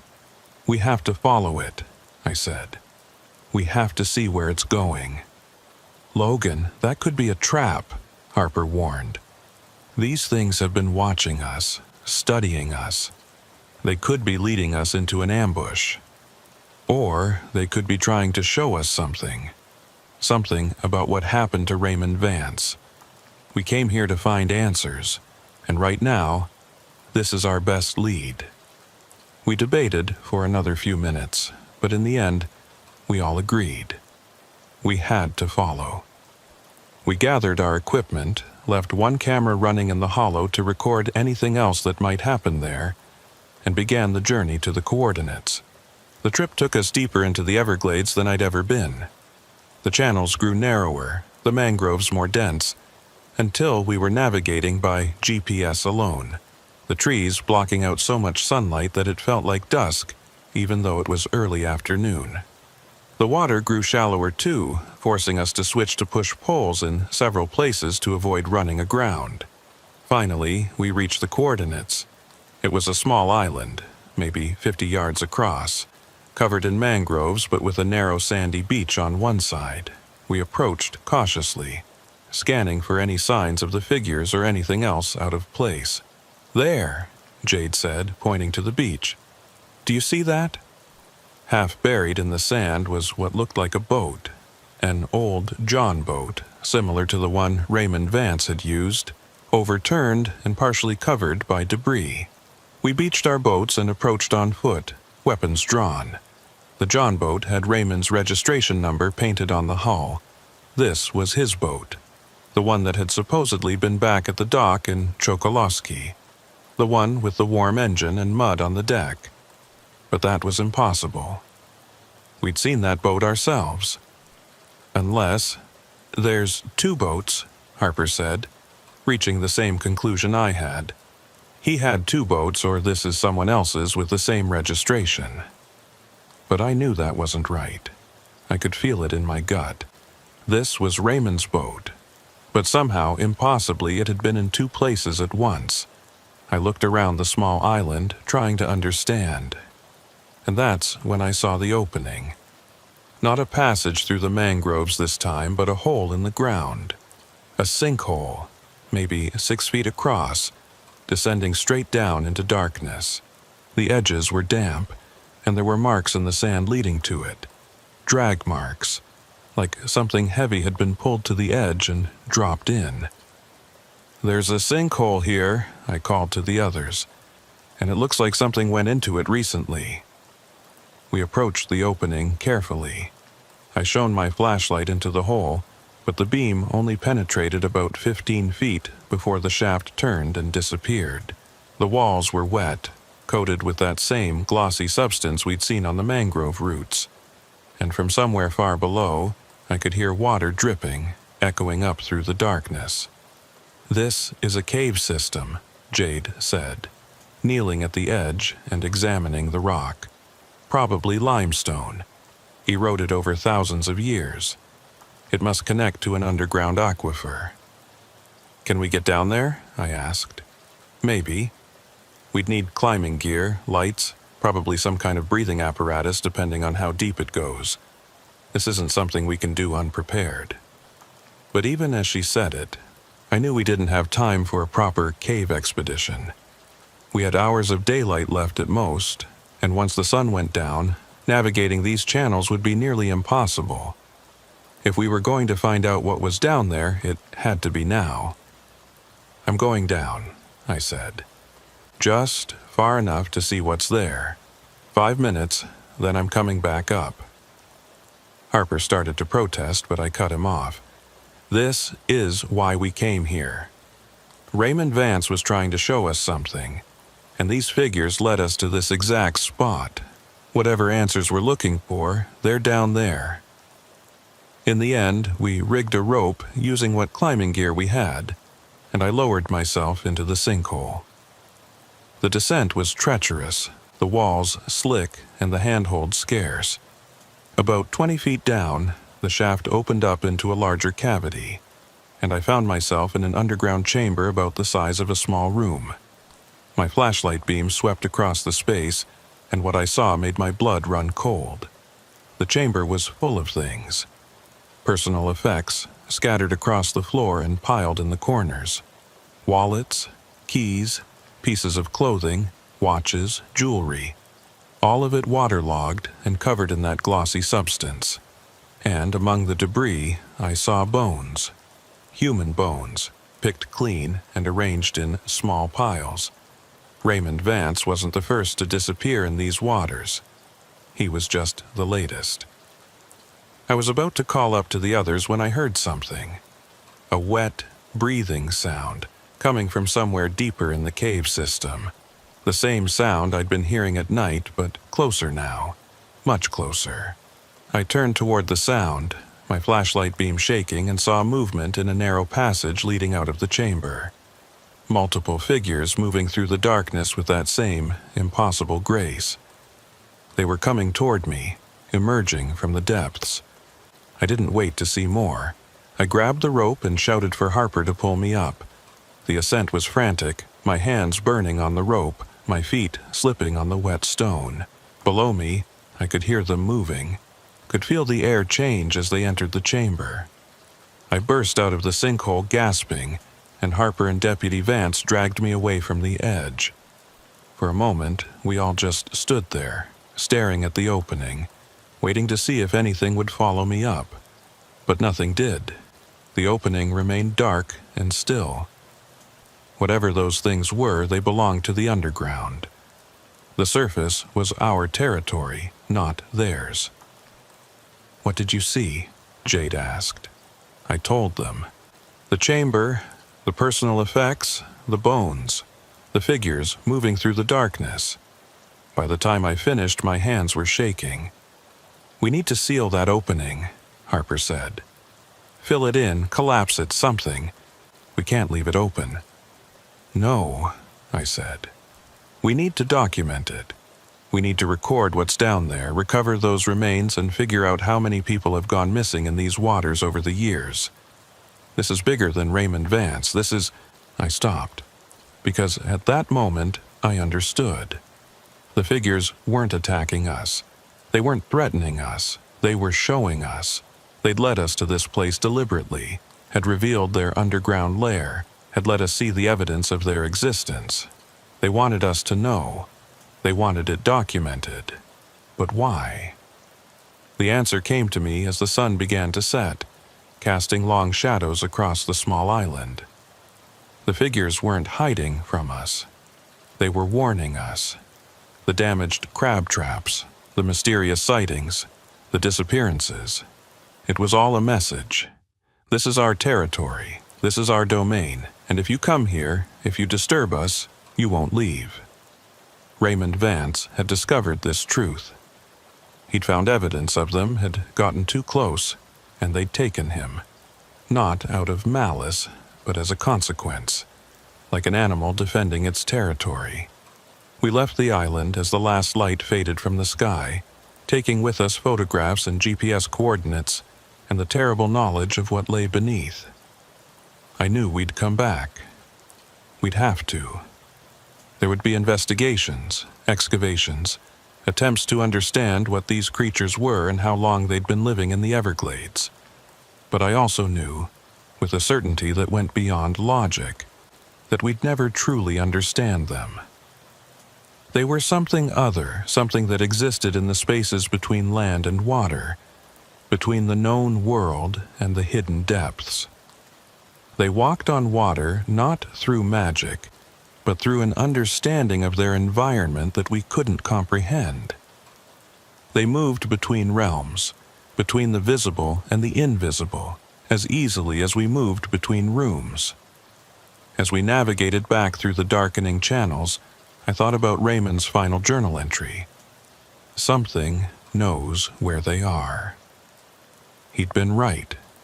Something did know. Something had been watching his traps, studying his patterns, learning his territory. And when he'd gotten too close to their secrets, they'd taken him into the depths, down into the limestone caves where light never reached and human rules didn't apply. His body would never be found. I was certain of that. Whatever those creatures were, they didn't leave evidence behind. They'd survived in these waters for how long? Decades? Centuries? Longer? Without being discovered because they understood the first rule of survival. Stay hidden. Stay in the shadows. Be seen only when you want to be seen. By the time we reached the marina, it was fully dark. We tied off the boats in silence, each of us lost in our own thoughts. As I walked back to my truck, I could still hear that breathing sound carried on the night wind from somewhere in the darkness of the Everglades. I filed my report the next day. I documented everything we'd found, included all the video evidence, the photographs, the GPS coordinates.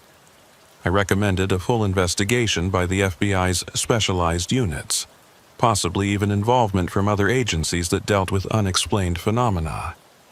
But I also knew, deep down, that no amount of investigation would give us real answers.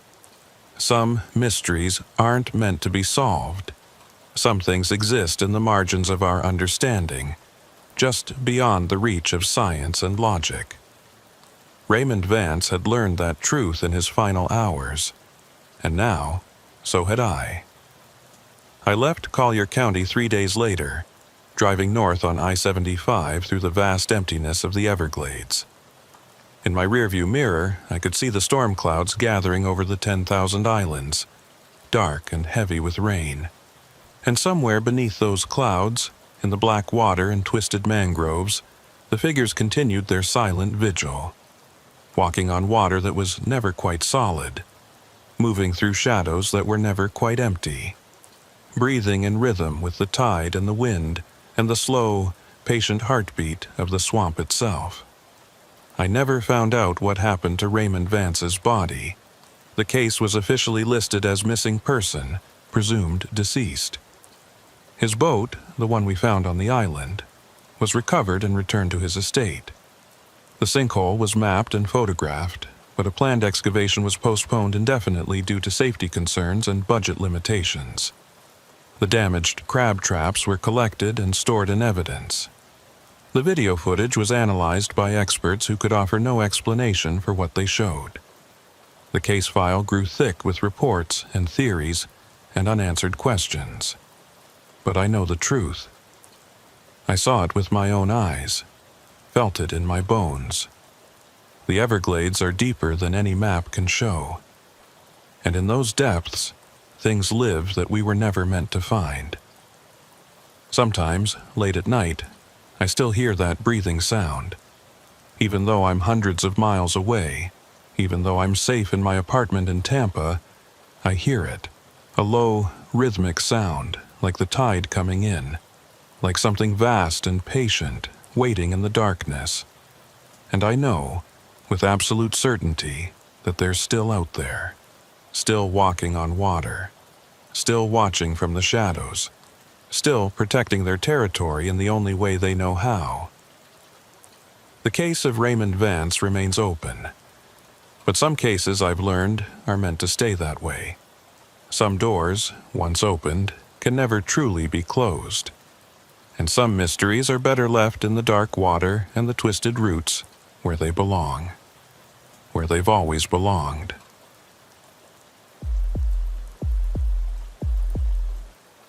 My name is Carter Bishop, and I've been working as a special agent with the FBI's Jacksonville field office for the past 9 years. Most of that time has been spent on narcotics investigations, gang task forces, and the occasional organized crime case that crosses state lines. It's not glamorous work, nothing like what you see on television, but it's important, and every once in a while you get a case that stays with you long after the file is closed. This is one of those cases. It started on a Thursday evening in March of 2023. I was at home, just sitting down to a late dinner, when my phone rang. The caller ID showed a restricted number, which usually meant someone from the office or one of my confidential informants. I answered on the third ring. Bishop. There was a pause, then a voice I recognized immediately. Agent Bishop, this is Miranda Vance from Tactical Operations. We've got a situation. One of your CIs has gone off the grid. I set down my fork. Miranda worked the night shift in our operations center, monitoring electronic surveillance and tracking field agents. If she was calling me directly, it meant something was seriously wrong. Which CI? Marcus Holloway. His phone signal dropped about 2 hours ago. Last known location on Highway 27 near Lake Wales. We've been trying to reach him ever since. No response to calls, texts, or emergency pings. My stomach tightened. Marcus Holloway had been one of my most reliable informants for the past 18 months. He was embedded in a mid-level drug trafficking organization operating between Central Florida and the Panhandle, feeding us intelligence that had led to 3 major arrests and the seizure of over $2 million in narcotics. He was also paranoid as hell, which had kept him alive this long. Marcus didn't just go dark without a reason. What was he doing on Highway 27? I asked. That's way outside his normal territory. We don't know. His last text to you was at 6:15 p.m. saying he had something urgent and needed to meet. Then nothing.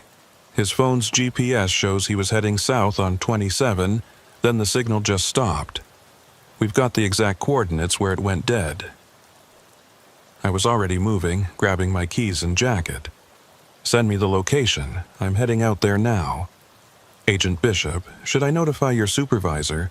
Protocol says, I'll handle it. Just send me those coordinates. The drive from Jacksonville to Lake Wales normally takes about 3 hours, but I made it in 2.5, pushing my bureau-issued sedan well past the speed limit on I-10 and then down through the rural highways of Central Florida. As I drove, I tried calling Marcus a dozen times. Every call went straight to voicemail. I texted him, using the emergency code we'd established that would tell him to get to safety immediately. No response. The landscape changed as I drove south. The sprawling developments and commercial strips of Jacksonville gave way to smaller towns, then to long stretches of nothing but pine forests and cattle ranches. Highway 27 cut through the heart of rural Florida, a 2-lane road that locals called the Forgotten Highway because it seemed stuck in time, bypassed by the interstates and ignored by tourists. This was old Florida, run-down gas stations, roadside fruit stands, and motels that looked like they'd been abandoned since the 1970s. It was nearly midnight when I reached the coordinates Miranda had sent me. The location was about 5 miles south of Lake Wales, in a particularly desolate stretch of highway where the only lights came from my headlights and the occasional passing semi-truck. I pulled off onto the shoulder and killed the engine. According to the GPS data, this was where Marcus's phone signal had stopped. I got out of the car and looked around. To my left was dense forest, the pine trees forming a dark wall that seemed to absorb light. To my right, across the highway, I could make out the silhouette of a building set back from the road maybe 100 yards. Even in the darkness, I could tell it was a motel. The classic L-shaped design, 2 stories with what looked like a faded sign out front. I grabbed my flashlight and crossed the highway. As I got closer, I could make out more details. The place was called the Palms Motor Lodge, though I didn't see any palm trees anywhere near it. The sign out front was dark, the neon tubes either broken or deliberately turned off. The parking lot was cracked asphalt with weeds growing through, and most of the windows were either boarded up or covered with yellowed curtains. The place looked abandoned. but as I swept my flashlight across the property, I noticed something that made me pause. There were tire tracks in the dirt near the entrance, fresh ones, made within the last few hours. And near what looked like the motel office, I could see a faint light coming from inside. Someone was here, or had been recently. I approached the office carefully, my hand resting on the Glock at my hip. The door was unlocked, hanging slightly ajar. I pushed it open with my foot and stepped inside, flashlight raised. "FBI, anyone here?" The office was small and musty, smelling of mildew and old cigarette smoke. There was a reception desk with an ancient computer monitor and a rack of keys hanging on the wall behind it. The light I'd seen was coming from a small lamp on the desk, turned down low. Everything was covered in a thin layer of dust, but I could see recent disturbances. Handprints on the desk, footprints in the dust on the floor. Someone had been here very recently, and judging by the size of the footprints, it was more than one person. On the desk, I found a guest registry book, the old-fashioned kind with handwritten entries. I flipped it open to the most recent page. The last entry was dated today, March 23rd, 2023, at 6:47 p.m. The handwriting was shaky, hurried. M. Holloway, room 214. My pulse quickened. Marcus had checked into this motel about 5 hours ago. But why? He'd never mentioned this place before, and it was way off the beaten path from his usual haunts. And where was he now? I pulled out my phone and called Miranda. "I'm at a motel on Highway 27, place called the Palms Motor Lodge. Marcus checked in here a few hours ago, room 214. I'm going to check it out. Be careful, Agent Bishop, and keep your phone on. I'll monitor your location." Copy that. I left the office and climbed the exterior stairs to the second floor. The walkway was concrete, with metal railings that were rusted and loose in places. Most of the doors had numbers hanging crooked or missing entirely. I moved along the walkway, counting rooms, until I reached what should have been 214. The door was there, the number clearly visible. But something was wrong. The door was slightly open, just like the office had been, and I could see scratch marks around the lock as if someone had forced their way in, or forced their way out. I drew my weapon and pushed the door open slowly. "Marcus, it's Bishop. You in there?" No response. The room beyond was dark. I clicked on my flashlight and swept the beam inside. The room was small and sparse, exactly what you'd expect from a cheap roadside motel. A queen bed with a faded floral bedspread, a nightstand with a broken lamp, a dresser with a TV from the 990s sitting on top. The carpet was stained and threadbare, and the wallpaper was peeling near the ceiling. But what caught my attention immediately was the condition of the room. It had been torn apart. The mattress was half off the bed, the sheets pulled away and twisted. The dresser drawers were open, contents spilled onto the floor. The bathroom door was hanging at an angle, one hinge torn from the frame. And there were marks on the walls, long, deep scratches, as if someone had clawed at the plaster. But no blood, no signs of violence beyond the destruction. And no Marcus. I holstered my weapon and began a careful search of the room, documenting everything with my phone's camera. On the nightstand, I found Marcus's phone, an iPhone in a distinctive red case. The screen was cracked, and when I tried to turn it on, nothing happened. Dead battery, or maybe damaged in whatever struggle had happened here. I bagged the phone as evidence and continued searching. In the bathroom, I found Marcus's wallet sitting on the edge of the sink, his ID and cash still inside. His car keys were on the floor near the bed. Everything he would have needed to leave was still here, which meant either he'd left in a hurry without his belongings, or something had prevented him from taking them. As I was photographing the scratches on the wall, I heard something. A faint sound coming from somewhere nearby. It sounded like voices, muffled and distant, as if coming through the walls. I moved to the door and stepped back out onto the walkway. The sound was louder out here. It was coming from further down the walkway, from one of the other rooms. I moved toward it slowly, trying to pinpoint the exact source. As I got closer to room 218, the sound became clearer. It was definitely voices. 2 people, maybe more, speaking in low tones. I couldn't make out the words, but the rhythm sounded like conversation. I approached room 218 and knocked on the door. "FBI, open the door!" The voices stopped immediately. For a moment, there was complete silence. Then I heard movement inside. Footsteps, rapid and light, moving away from the door. I tried the handle. Locked. I said, "FBI, open this door now or I'm coming in." No response. The footsteps had stopped, and now there was nothing but silence. I considered kicking in the door, but something made me hesitate. The hair on the back of my neck was standing up, and I had the distinct feeling that I was being watched. Not from inside the room, but from somewhere else, somewhere nearby. I turned and looked down the walkway. The other rooms were dark, their doors closed, their windows either boarded up or covered. But I could swear I saw movement in one of the windows, room 226, at the far end of the building. Just a flicker, like someone stepping back from the glass. I called out again. "This is the FBI. I need everyone to exit their rooms with their hands visible." Nothing. The entire motel remained silent and still, but I knew I wasn't alone here. I could feel it, the same instinct that had kept me alive in more dangerous situations than I could count. There were people in this place, hiding in those dark rooms, watching me. But why? I pulled out my phone and called for backup. The nearest sheriff's deputy was at least 20 minutes away, but I wanted officers on scene before I searched any more rooms.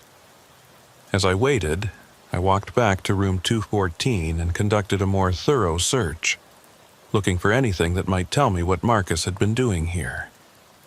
In the trash can, I found a crumpled receipt from a gas station about 10 miles north on Highway 27. It was dated today, 6:22 p.m., about 25 minutes before Marcus checked into the motel. He'd bought gas and a bottle of water, nothing unusual, but written on the back of the receipt, in Marcus's handwriting, was a note. Blue sedan, Florida, plates, following since Ocala. My stomach dropped. Marcus had thought he was being followed. That's why he'd come here. He was trying to shake a tail, or maybe confront whoever was following him. But why choose this particular motel? And who had been following him? I took photos of the receipt and continued searching. Under the bed, I found something else. A small digital camera, the cheap kind you could buy at any drugstore. The lens was cracked, but when I turned it on, it still functioned. The memory card showed 15 photos, all taken within the last few hours. I scrolled through them quickly. The first few photos showed the interior of a car. Marcus's car, judging by the steering wheel I recognized. He'd been documenting his drive south on Highway 27, taking photos every few miles. Then there were several photos of the highway itself, zoomed in on a vehicle behind him. A blue sedan, just like he'd written on the receipt. The license plate was visible in one of the photos. Florida tags, starting with QRT.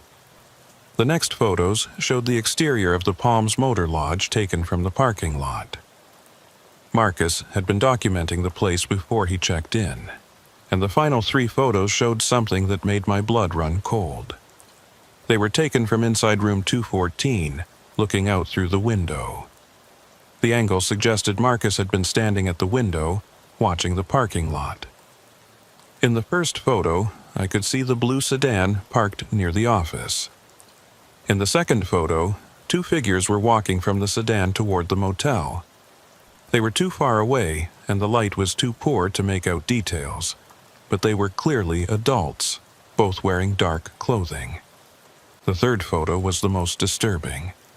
It showed the same two figures, but now they were much closer, standing just outside the window, looking up at room 214, looking directly at the camera.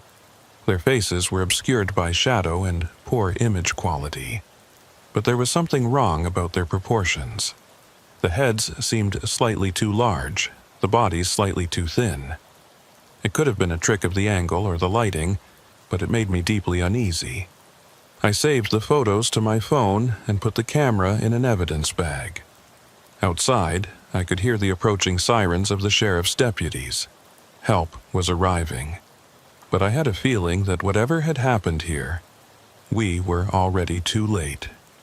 2 deputies from the Polk County Sheriff's Office arrived within minutes of each other. I briefed them quickly on the situation. Missing federal informant, room torn apart, evidence of other occupants in the motel, possible hostile individuals on the property. We agreed to conduct a systematic search of every room, starting with the ones that showed signs of recent activity. Room 218, where I'd heard the voices, was first. One of the deputies kicked in the door, and we swept in with weapons drawn. The room was empty, completely empty. No furniture, no personal effects, nothing. The walls were bare plaster, the floor bare concrete. It looked like the room had never been finished, or had been stripped down to the studs at some point and never rebuilt. But I'd heard voices in here. I was certain of it. The deputy and I exchanged looks. "Could the sound have been coming from another room?" he asked. "Sound carries weird in these old buildings." "Maybe," I said, but I didn't believe it. The voices had been clear, distinct, coming from this specific room.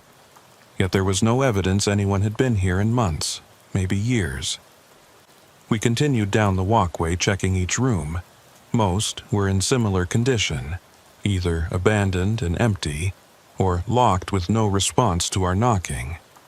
We found no other people, no signs of recent habitation. It was as if the entire motel was a ghost town, except for room 214 where Marcus had checked in.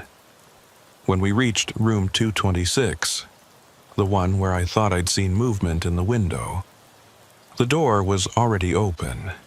Inside, we found an old television on a dresser, still plugged in but turned off. The bed was made, the room tidy. It looked like it was being maintained, as if waiting for a guest, but there was no one here, no luggage, no personal items, nothing. "This place is giving me the creeps," one of the deputies muttered. "Who the hell is running this motel?" That was a good question. We headed back downstairs to the office. The desk was still as I'd left it. The guest registry opened to the page showing Marcus's check-in. But now I noticed something I'd missed before. The handwriting for the entries above Marcus's, going back several months, was all the same. The same handwriting, the same pen, as if one person had written all of them. But the names and dates were different. Supposedly different guests checking in on different days. It didn't make sense, unless someone was fabricating guest records. But why? I was examining the registry more closely when I noticed something else on the desk. A small security monitor, partially hidden behind the old computer. It was turned off, but when I pressed the power button, it flickered to life. The screen showed 4 camera feeds, cycling every few seconds. Camera 1 showed the parking lot. Camera 2 showed the walkway on the second floor. Camera 3 showed the office interior. I could see myself standing at the desk, and Camera 4 showed what looked like a hallway or corridor with several doors visible. But I didn't recognize the location. It didn't match any part of the motel I'd seen so far. "Where's this hallway?" I asked the deputies. They looked at the monitor. "Don't know. We didn't see anything like that when we searched the building." I cycled through the camera feeds again, paying closer attention to Camera 4. The hallway was dimly lit, with old-fashioned sconce lights on the walls. The carpet was dark red, and the walls were covered in outdated wallpaper. At the far end of the hallway, I could just make out a door with a number on it. The image was grainy, but it looked like 214. "That's Marcus's room," I said. But we entered from the outside, from the walkway. "This looks like an interior hallway." "Maybe there's a second entrance," one of the deputies suggested. "An interior stairway or something." We searched the office and found a door marked "Staff Only" behind the front desk. It was locked, but the deputy had a crowbar in his patrol car, and we used it to force the door open. Beyond was a narrow stairway leading up into darkness. The air that wafted down was cold and damp, with that same musty smell I'd noticed throughout the motel, but stronger. I clicked on my flashlight and started up the stairs, the two deputies close behind me. The stairway was steep and creaky, the old wood groaning under our weight. At the top was another door, also unlocked. I pushed it open and found myself in a hallway that matched exactly what I'd seen on the security monitor. Dark red carpet, outdated wallpaper, dim sconce lights. And at the far end, I could see room 214. But this didn't make sense. We'd already been in room 214, entered from the exterior walkway. How could there be a second entrance, an interior hallway that we'd somehow missed? We walked down the hallway slowly, our flashlights sweeping left and right. There were other doors here, other room numbers. Room 212, 213, 214, 215. They were all along the same corridor, arranged in a straight line. But when we'd searched from the outside, the rooms had been arranged in an L shape along the walkway. I stopped at room 214 and tried the handle. Locked. I knocked. "Marcus? If you're in there, it's Bishop. Open up." No response. I looked at the deputies. "This door should open to the same room we searched earlier, but it's locked from this side." We forced the door open. The room beyond was dark. I swept my flashlight inside, expecting to see the same torn-apart room I'd documented earlier. The bed askew, the dresser ransacked, the bathroom door hanging loose. Instead, I saw something completely different. The room was pristine. The bed was made, the sheets crisp and white. The dresser was closed, nothing on top. The bathroom door was intact, hanging straight on its hinges, and sitting on the nightstand was a telephone, the old-fashioned kind with a rotary dial. "What the hell?" one of the deputies whispered. "This isn't the same room." But it had to be. The number on the door was 214, the same room Marcus had checked into, the same room I'd searched less than an hour ago. Yet it looked nothing like what I'd seen before. I stepped inside carefully, my weapon drawn. The room felt different too, colder, quieter, as if sounds were being absorbed by the walls. On the nightstand, next to the telephone, I found a piece of paper. A handwritten note, in Marcus's distinctive scrawl. "Bishop, if you're reading this, I'm sorry. I shouldn't have come here. They knew I was coming. They've been waiting. Room 217. Don't trust the doors." Yeah, I'm room 217. I looked at the deputies. "Let's move." We exited back into the hallway and moved to room 217, 3 doors down. This door was already open, hanging slightly ajar, just like all the others had been. Beyond was darkness, my flashlight beam barely penetrating the gloom. I entered first, sweeping the room with my light. It was another motel room, similar layout to 214, but in much worse condition. The wallpaper was peeling, the carpet was stained and moldy, and there was a smell of rot in the air. The bed was just a bare mattress, stained with what looked like water damage or worse. And in the corner of the room, sitting in a chair facing the wall, was a figure. "FBI, don't move!" I shouted, my weapon trained on the figure. It didn't move, didn't respond, just sat there, perfectly still, facing the wall. I approached slowly, keeping my distance. "I said, don't move." Put your hands where I can see them." Still nothing. As I got closer, my flashlight beam fully illuminated the figure, and I realized what I was seeing. It wasn't Marcus. It was a mannequin, the kind you'd see in a department store, positioned in the chair. It was wearing a suit, old and moth-eaten, and its plastic hands were resting on its lap. The face was featureless, smooth plastic with no features at all. "What kind of sick joke is this?" one of the deputies said behind me. I was about to respond when I noticed something else. The mannequin's hands weren't just resting on its lap. They were holding something. A piece of paper folded neatly. I approached carefully and took the paper, unfolding it with my gloved hands. It was another note, not in Marcus's handwriting this time, but in neat, precise letters. "Agent Bishop. Your friend is not here. He never was. The rooms move. The numbers change. Trust nothing you see. Leave now while you still can." I read the note 3 times, trying to make sense of it. Who had written this? And what did it mean, "the rooms move"? I turned to show the deputies, but they were no longer behind me.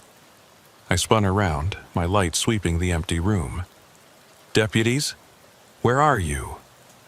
My voice echoed strangely, as if the room had suddenly gotten larger.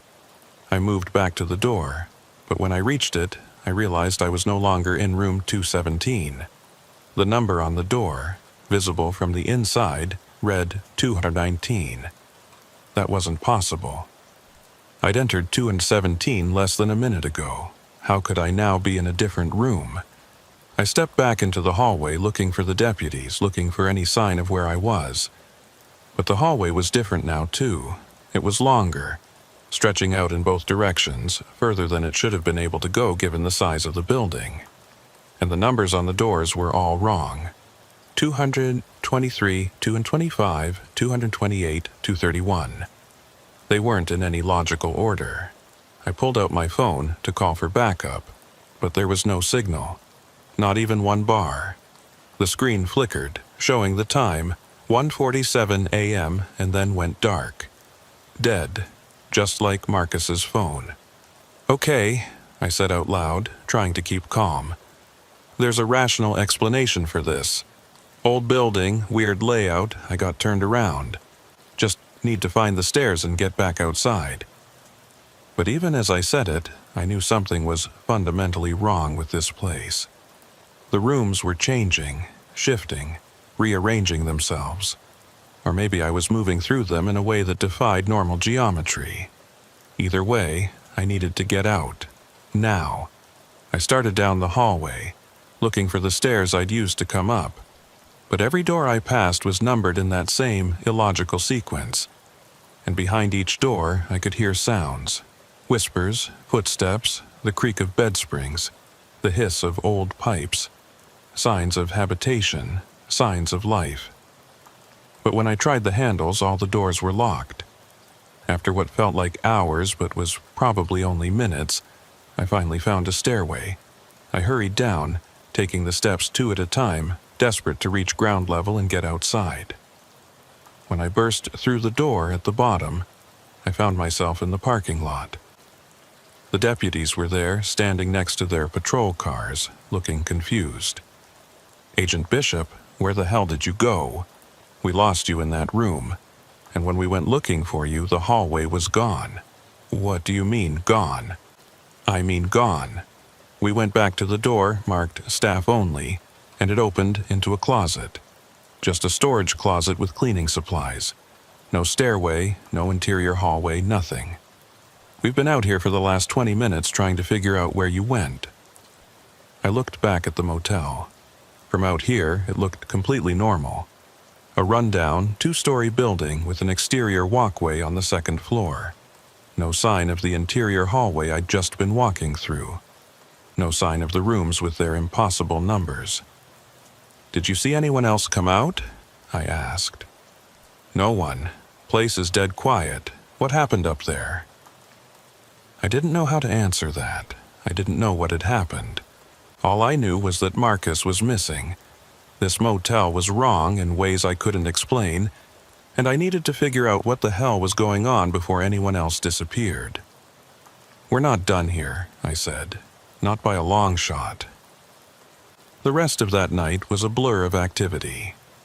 We sealed off the Palms Motor Lodge as a potential crime scene, called in additional units from the sheriff's office, and set up a command post in the parking lot.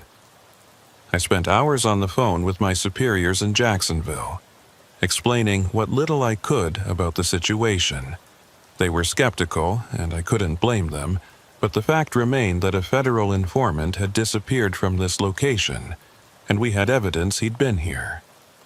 By sunrise, we had a full investigative team on site.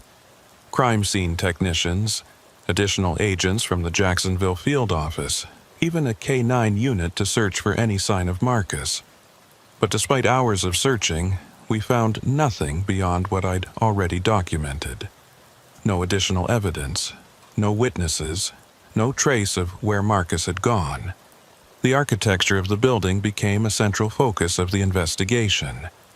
We brought in engineers and building inspectors to map out the motel's layout and identify any hidden spaces or passages. What they found was both mundane and deeply troubling. According to the original building plans filed with Polk County in 1968, the Palms Motor Lodge was a simple 2-story structure with 20 rooms total, 10 on each floor, arranged in an L shape. There was no interior hallway mentioned in the plans. No staff stairway.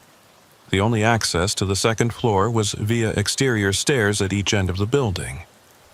But when the engineers actually measured the building, they found discrepancies. The interior dimensions didn't match the exterior dimensions. There was space, several hundred square feet of it, that couldn't be accounted for. Space that should have been part of the rooms or hallways, but wasn't accessible from any obvious entrance. "It's like someone built a false wall," one of the engineers explained, showing me his measurements on a tablet. "See here? This is the exterior wall of room 214, and this is where our measurements say the interior wall should be. There's a gap of about 8 feet between them. That space has to be somewhere, but we can't find how to access it. Could it be crawl space? Utility access? Not likely. It's too big, and there's no documentation of it in the plans. Plus, when we used thermal imaging, we detected heat signatures in that space. Could be old pipes or electrical, but..." He paused, looking uncomfortable. "Or it could be something else." Something else became the focus of our investigation for the next several days. We obtained a warrant to conduct a more invasive search of the property, including permission to break through walls if necessary. What we found confirmed my worst suspicions about this place. Behind the wall of room 214, we discovered a narrow passage, barely 2 feet wide, running parallel to the exterior rooms. It was lined with cheap paneling and lit by a string of bare light bulbs that flickered erratically. The passage connected to a network of hidden corridors and staircases that wound through the building in ways that made no architectural sense. We followed these passages and found more rooms, dozens of them, hidden behind false walls and accessed through concealed doors. Some were furnished like normal motel rooms, complete with beds and furniture. Others were empty, just bare walls and concrete floors. And a few were disturbing, filled with strange objects, outdated electronics, stacks of old newspapers and magazines dating back decades. In one of these hidden rooms, we found something that made my blood run cold. Sitting on a dresser was a collection of driver's licenses, at least 20 of them, all from different people, all from Florida. I recognized one immediately. It belonged to Marcus Holloway. I bagged it as evidence and kept searching. In the drawer beneath where the licenses had been sitting, we found more personal effects: wallets, keys, jewelry, phones, all belonging to different people. All suggesting that Marcus wasn't the first person to disappear from this motel. He was just the latest. We cross-referenced the names on the licenses with missing person reports going back 20 years. Of the 21 IDs we found, 14 belonged to people who had been reported missing in Central Florida between 2003 and 2023. Most had last been seen somewhere along Highway 27. None had ever been found. The case exploded after that. What had started as a simple search for a missing informant became a major investigation into a possible serial kidnapping operation. The FBI's evidence response team took over the scene, cataloging everything we found. We interviewed anyone who might have information about the motel's history: former employees, local business owners, people who lived nearby. What we learned painted a disturbing picture. The Palms Motor Lodge had been in continuous operation since 1968, though ownership had changed hands several times over the decades. The current owner, according to county records, was a holding company based in Miami called Evergreen Properties LLC. But when we tried to contact them, we hit a dead end. The company existed on paper but had no active offices, no employees we could identify, and no contact information beyond a P.O. box that hadn't been checked in years. The last confirmed manager of the motel was a man named Everett Maddox, who had run the place from 1985 until approximately 2015. But when we tried to locate Maddox, we found he'd died in 2017 from natural causes. His death certificate listed his residence as the Palms Motor Lodge, room 108, one of the ground floor rooms. We searched that room and found it empty, just like most of the others. But we did find something interesting in the office. In a locked filing cabinet, we discovered guest registries going back to 1995, 28 years of handwritten records. And as I'd suspected that first night, all the entries were in the same handwriting. Hundreds of names, thousands of check-ins, all written by the same person. Presumably Everett Maddox, though we'd need a handwriting expert to confirm it. I spent an entire day going through those registries, cross-referencing names with missing person reports and trying to find patterns. What I found was chilling. Of the approximately 3,000 guests who had supposedly checked into the Palms Motor Lodge between 1995 and 2023, at least 47 matched the names and approximate dates of people who had been reported missing in Florida. 47 people, all vanished from this stretch of highway, all last seen near this motel. But here's what didn't make sense. If this was a serial kidnapping operation, where were the bodies? We'd searched every inch of the property, used ground-penetrating radar to scan for burial sites, brought in cadaver dogs to search the surrounding woods. Nothing. No graves, no remains, no forensic evidence of violence beyond the torn-up room 214 where Marcus had checked in. It was as if these people had simply ceased to exist the moment they entered the Palms Motor Lodge. On the fourth day of the investigation, I received a call from an analyst at FBI headquarters in Washington.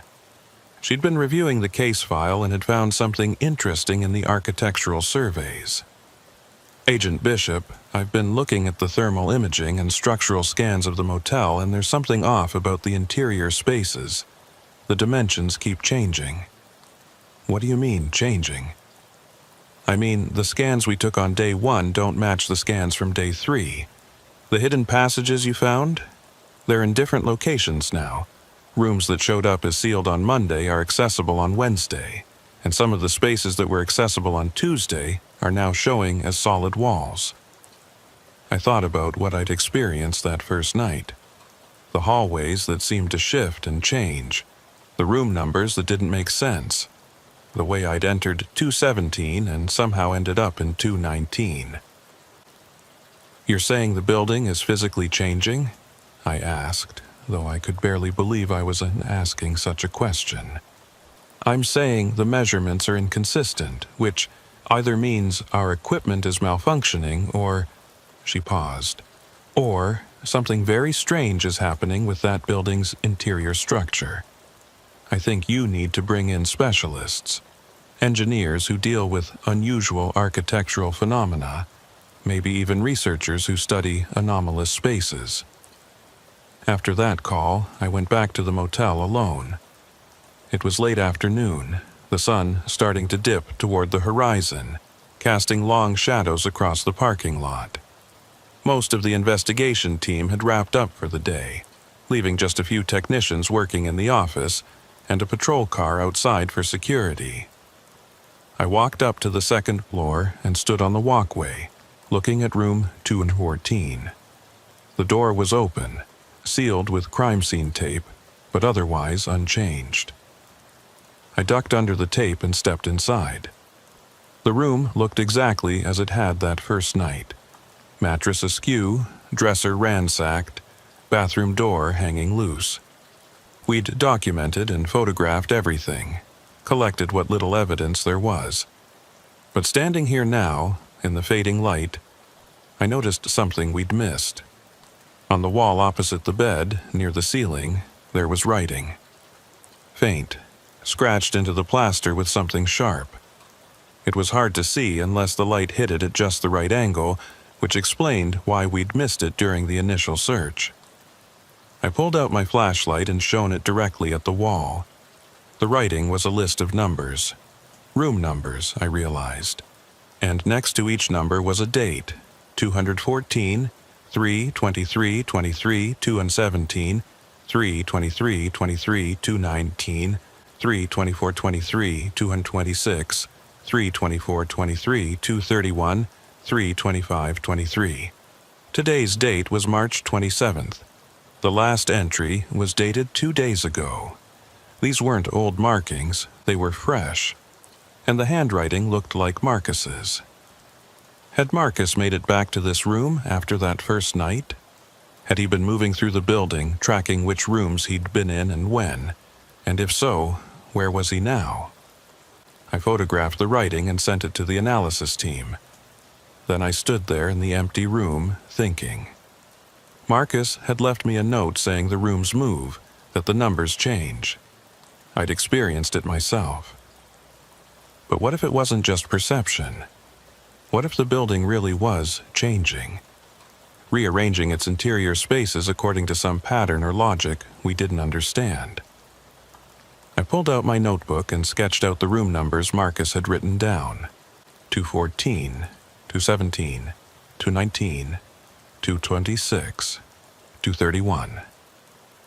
There was no obvious pattern at first, but then I noticed something. If you added the digits of each room number together, you got 214 7, 217 equals 10, 219 equals 12, 26 equals 10, 231 equals 6. Still no obvious pattern. But what if it wasn't about the sum of the digits? What if it was about the sequence itself? I looked at the gaps between the room numbers. 3, 2, 7, 5. Nothing. I tried other combinations, other mathematical relationships, but nothing clicked. I was missing something, some key that would help me understand how this place worked. As I was puzzling over this, my phone buzzed. A text from Miranda in the operations center. Agent Bishop, we've got something. Building records show the Palms Motor Lodge was built on the site of an older structure. A hospital that burned down in 1967. Might be relevant. A hospital. I texted back. What kind of hospital? Psychiatric facility. State-run. Closed in 1965 after allegations of patient abuse. Building sat empty for 2 years before the fire. That explained a lot. Old psychiatric hospitals had a well-documented history of unusual architecture. Hidden passages for staff to move unseen. Observation rooms. Secure wards with reinforced walls. If the Palms Motor Lodge had been built using some of the old hospital's foundation or infrastructure, it might have inherited those hidden spaces. But it didn't explain the changing layout. It didn't explain how I'd entered one room and ended up in another. And it definitely didn't explain where 47 people had vanished to over the course of 28 years. I decided to try something. I left room 214 and walked down the exterior walkway to the staff-only door that led to the interior stairway. The door was propped open now, maintained that way by the investigation team. I went through and climbed the stairs to the interior hallway. The hallway looked exactly as I remembered it from that first night. Dark red carpet, outdated wallpaper, dim sconce lights. Doors on both sides, each with a room number. But when I checked the numbers, they weren't the same as before. Last time, I'd seen 212, 213, 214, 215 in sequence. Now the numbers read 208, 215, 223, 229. I pulled out my phone and took photos of each door, noting the numbers. Then I walked to the far end of the hallway and found another door marked Exit. When I pushed through it, I found myself in a different stairway from the one I'd used to come up. This one was narrower, darker, with concrete steps instead of wood. I descended carefully, my flashlight beam showing nothing but bare walls and shadows. At the bottom was another door, which opened into what I expected to be the parking lot or maybe the office. Instead, I found myself in another hallway. This one was different from the others. The carpet was green instead of red, the walls were painted instead of papered, and the lighting was brighter, fluorescent tubes running along the ceiling. The doors here had numbers, but they were 3 digits instead of room numbers: 305, 311, 318, 326. The wrong format entirely. These weren't motel rooms, they were something else. I tried the handle of door 305, locked like all the others had been. But through the frosted glass window in the door, I could see movement inside. Shadows passing back and forth. "Hello?" I called out, knocking on the glass. "FBI, is anyone in there?" The shadows stopped moving. For a moment, there was silence.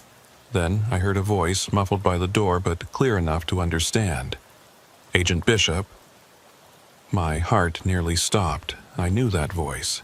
It was Marcus. "Marcus? Marcus, is that you?" "Yeah, it's me, Jesus, Bishop. How did you find me? How did you get down here? Down where? Marcus, where are you?" "I don't know. 3rd floor, maybe? Or basement? I've lost track. But Bishop, you need to get out of here. This place, it's not right. The doors don't lead where they should. The rooms keep changing. I've been trying to find a way out for days, but every time I think I've found an exit, I end up somewhere else in the building." Days. Marcus had been missing for 4 days now. If he'd been trapped in this place the whole time, living in these impossible hallways, it would explain why we hadn't found him. "Marcus, I'm going to get you out. Can you unlock this door from your side?" "I've tried. It won't open. None of them will. I think they're controlled somehow, locked from somewhere central. But Bishop, there's something else. I'm not alone down here. There are others. Other people trapped in other rooms. I can hear them through the walls. Some of them have been here for years." Years. I thought about the missing persons, the licenses we'd found. 47 people over 28 years. How many of them were still alive, trapped in this maze of impossible rooms? "Marcus, I need you to listen carefully. I'm going to find a way to open these doors. But I need you to tell me everything you know. How did you end up here? What happened that first night?" "I was being followed. I told you that in the text. Blue sedan, 2 people inside. I thought they were connected to the drug ring, so I tried to shake them. Ended up at this motel because it looked abandoned. Figured I could hide out for a few hours. But when I checked in, the clerk, if you can call him that, he knew my name before I told him. Said my room was ready, like he'd been expecting me." "What did this clerk look like?" "Old guy, 60s maybe, thin, pale, didn't make eye contact. Handed me a key and pointed to the stairs. I went up to room 214, And that's when things got weird. The room was wrong. Not like it looked in the photos I'd taken from outside. It was bigger, darker, and there was something in there with me. What do you mean, something? I mean, I wasn't alone. I could hear breathing, movement. But every time I turned around, there was nothing there.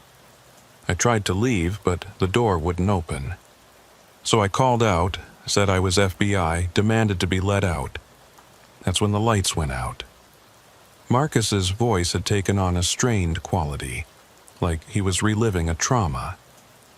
When the lights came back on, I wasn't in room 214 anymore. I was somewhere else in the building, in a hallway I'd never seen. I've been trying to find my way out ever since. But every door I open leads to another hallway, another set of rooms. It's like a labyrinth, Bishop, and I think it's designed to keep people in. I was about to respond when I heard footsteps behind me. I spun around, my hand going to my weapon, but there was no one there. The hallway behind me was empty, but I could still hear the footsteps echoing from somewhere distant, getting closer. Marcus, I have to go, but I'm coming back with a team. We're going to tear this place apart until we find you and everyone else. Just hold on. Bishop, wait, but I was already moving, heading back toward the stairway I'd come down. I needed to get outside, needed to brief the team, needed to organize a proper search of these hidden levels. As I climbed the stairs, I could still hear those footsteps, closer now, accompanied by other sounds. Doors opening and closing, whispers in the walls. The building was alive with activity, with presences I couldn't see but could definitely feel. When I burst through the door at the top of the stairs, I expected to be back in the red-carpeted hallway. Instead, I found myself in the parking lot, standing about 20 feet from the motel office. It was fully dark now, the parking lot illuminated by a single flickering streetlight. The patrol car that had been there was gone. The investigation team was gone. I was completely alone. I pulled out my phone. 9:47 p.m. I'd been inside for over 4 hours, though it had felt like minutes, and I had 17 missed calls from Miranda and my supervisor. I called Miranda first. She answered on the first ring. "Agent Bishop, where the hell have you been? We've been trying to reach you for hours. The team said you went up to the second floor and never came back. We searched everywhere. I found Marcus. He's alive, trapped somewhere in the building. Third floor, or maybe basement, I'm not sure. We need to get back in there with a full team and equipment. Cutting tools, thermal imaging, everything." "Bishop, slow down. What third floor? The building only has 2 stories. No, there's more. Hidden levels, connected by staircases. The building is bigger on the inside than it looks from outside. I know how that sounds, but it's true. Marcus has been trapped in there for days, and he says there are others." There was a long pause. Then Miranda said very carefully, "Agent Bishop, we need to pull you off this case. You're not thinking clearly. You've been under a lot of stress. I'm not crazy, Miranda. I found Marcus. I spoke to him through a door on the 3rd floor. He told me what happened. Bishop, listen to me. There is no 3rd floor. The building has been completely mapped. We've used ground-penetrating radar, thermal imaging, structural scans. There are 2 floors of rooms, some hidden passages, and that's it. There's nowhere else Marcus could be. Then explain how I was just talking to him 5 minutes ago. I can't. But I can tell you that your GPS tracker shows you've been standing in the parking lot for the last 4 hours. Not moving, not going in or out of the building, just standing in the same spot." I looked down at my phone. The GPS app was open, showing my location as a blue dot in the motel parking lot. And according to the history, I'd been in that exact spot since 5:47 p.m. But that was impossible. I'd been inside the building. I'd climbed stairs, walked through hallways, spoken to Marcus through a locked door. I had photos on my phone to prove it. The room numbers, the scratched writing on the wall. I opened my photo gallery to show Miranda. The photos were gone. All of them. The most recent image in my gallery was from that morning. A shot of the investigation team setting up in the office. Everything I'd photographed in the last 4 hours had vanished. "Bishop, I'm sending someone to pick you up," Miranda said. "You need rest. We'll resume the investigation tomorrow with a fresh team." No. We need to search now. Marcus doesn't have time. "Bishop!" Miranda's voice was sharp. "Stand down. That's an order. We'll resume in the morning." She hung up. I stood there in the empty parking lot staring at the dark bulk of the Palms Motor Lodge, knowing with absolute certainty that Marcus was somewhere inside that building, trapped in rooms that shouldn't exist, in hallways that moved and changed. And no one would believe me. I was about to go back inside anyway, orders be damned, when headlights swept across the parking lot. A Bureau sedan pulled up next to my car, and Agent Harper Monroe got out. Harper was a colleague from Jacksonville, a solid investigator I'd worked with on several cases. "Bishop, you okay?" he asked, approaching with visible concern. "Miranda called me, said you were showing signs of mental stress." "I'm fine. I found Marcus." "Where?" "Inside, hidden levels. The building is bigger than it looks." Harper gave me the same look Miranda probably had when I'd told her. Patient, concerned, skeptical. "Let's take a walk," he said. "Clear your head, then we can talk about what you found." We walked around the motel property, Harper letting me talk while he listened without interruption. I told him everything: the changing hallways, the impossible room numbers, the conversation with Marcus through the locked door, the mysterious clerk Marcus had described, the breathing sounds in the walls, the footsteps that followed but were never attached to anyone visible. When I finished, Harper was quiet for a long moment. Then he said, "I believe you found something, Bishop. Maybe not what you think you found, but something. This place is definitely wrong. I've been reviewing the evidence all day, and none of it adds up. The architectural inconsistencies, the missing persons, the fact that we found personal effects but no bodies. It's like this motel exists in two states simultaneously, normal and abandoned, occupied and empty. So you believe me?" "I believe something is happening here that doesn't fit our normal investigative framework, and I think Marcus might be in serious danger, wherever he is. But Bishop, you need to consider the possibility that this place is affecting you, affecting your perception. Old buildings can have that effect: toxic mold, carbon monoxide, infrasound from the ventilation system. All of it can cause hallucinations, disorientation, lost time. You think I imagined talking to Marcus? I think you experienced something, and your mind interpreted it as talking to Marcus. But whether that actually happened in physical reality..." He shrugged. "I don't know. And until we figure out what's going on with this building, I think it's best if you keep your distance. Let the tech team handle it. They can go in with sensors and cameras, map everything objectively." He was right, of course. I was too close to this case, too emotionally invested. Marcus wasn't just an informant. He'd become something like a friend over the 18 months we'd worked together. The idea that he was trapped somewhere I couldn't reach was driving me to take risks I normally wouldn't take. But I also knew, with absolute certainty, that I'd spoken to Marcus, that he was alive and trapped in this building, and that if I didn't find him soon, he'd end up like the others. Just another name in a missing persons report, another license in a drawer, another person who vanished from Highway 27 without a trace. "I'll step back," I told Harper. "But keep me informed. Any developments, any findings, I want to know immediately." "Deal. Now, let me give you a ride back to your hotel. You need sleep."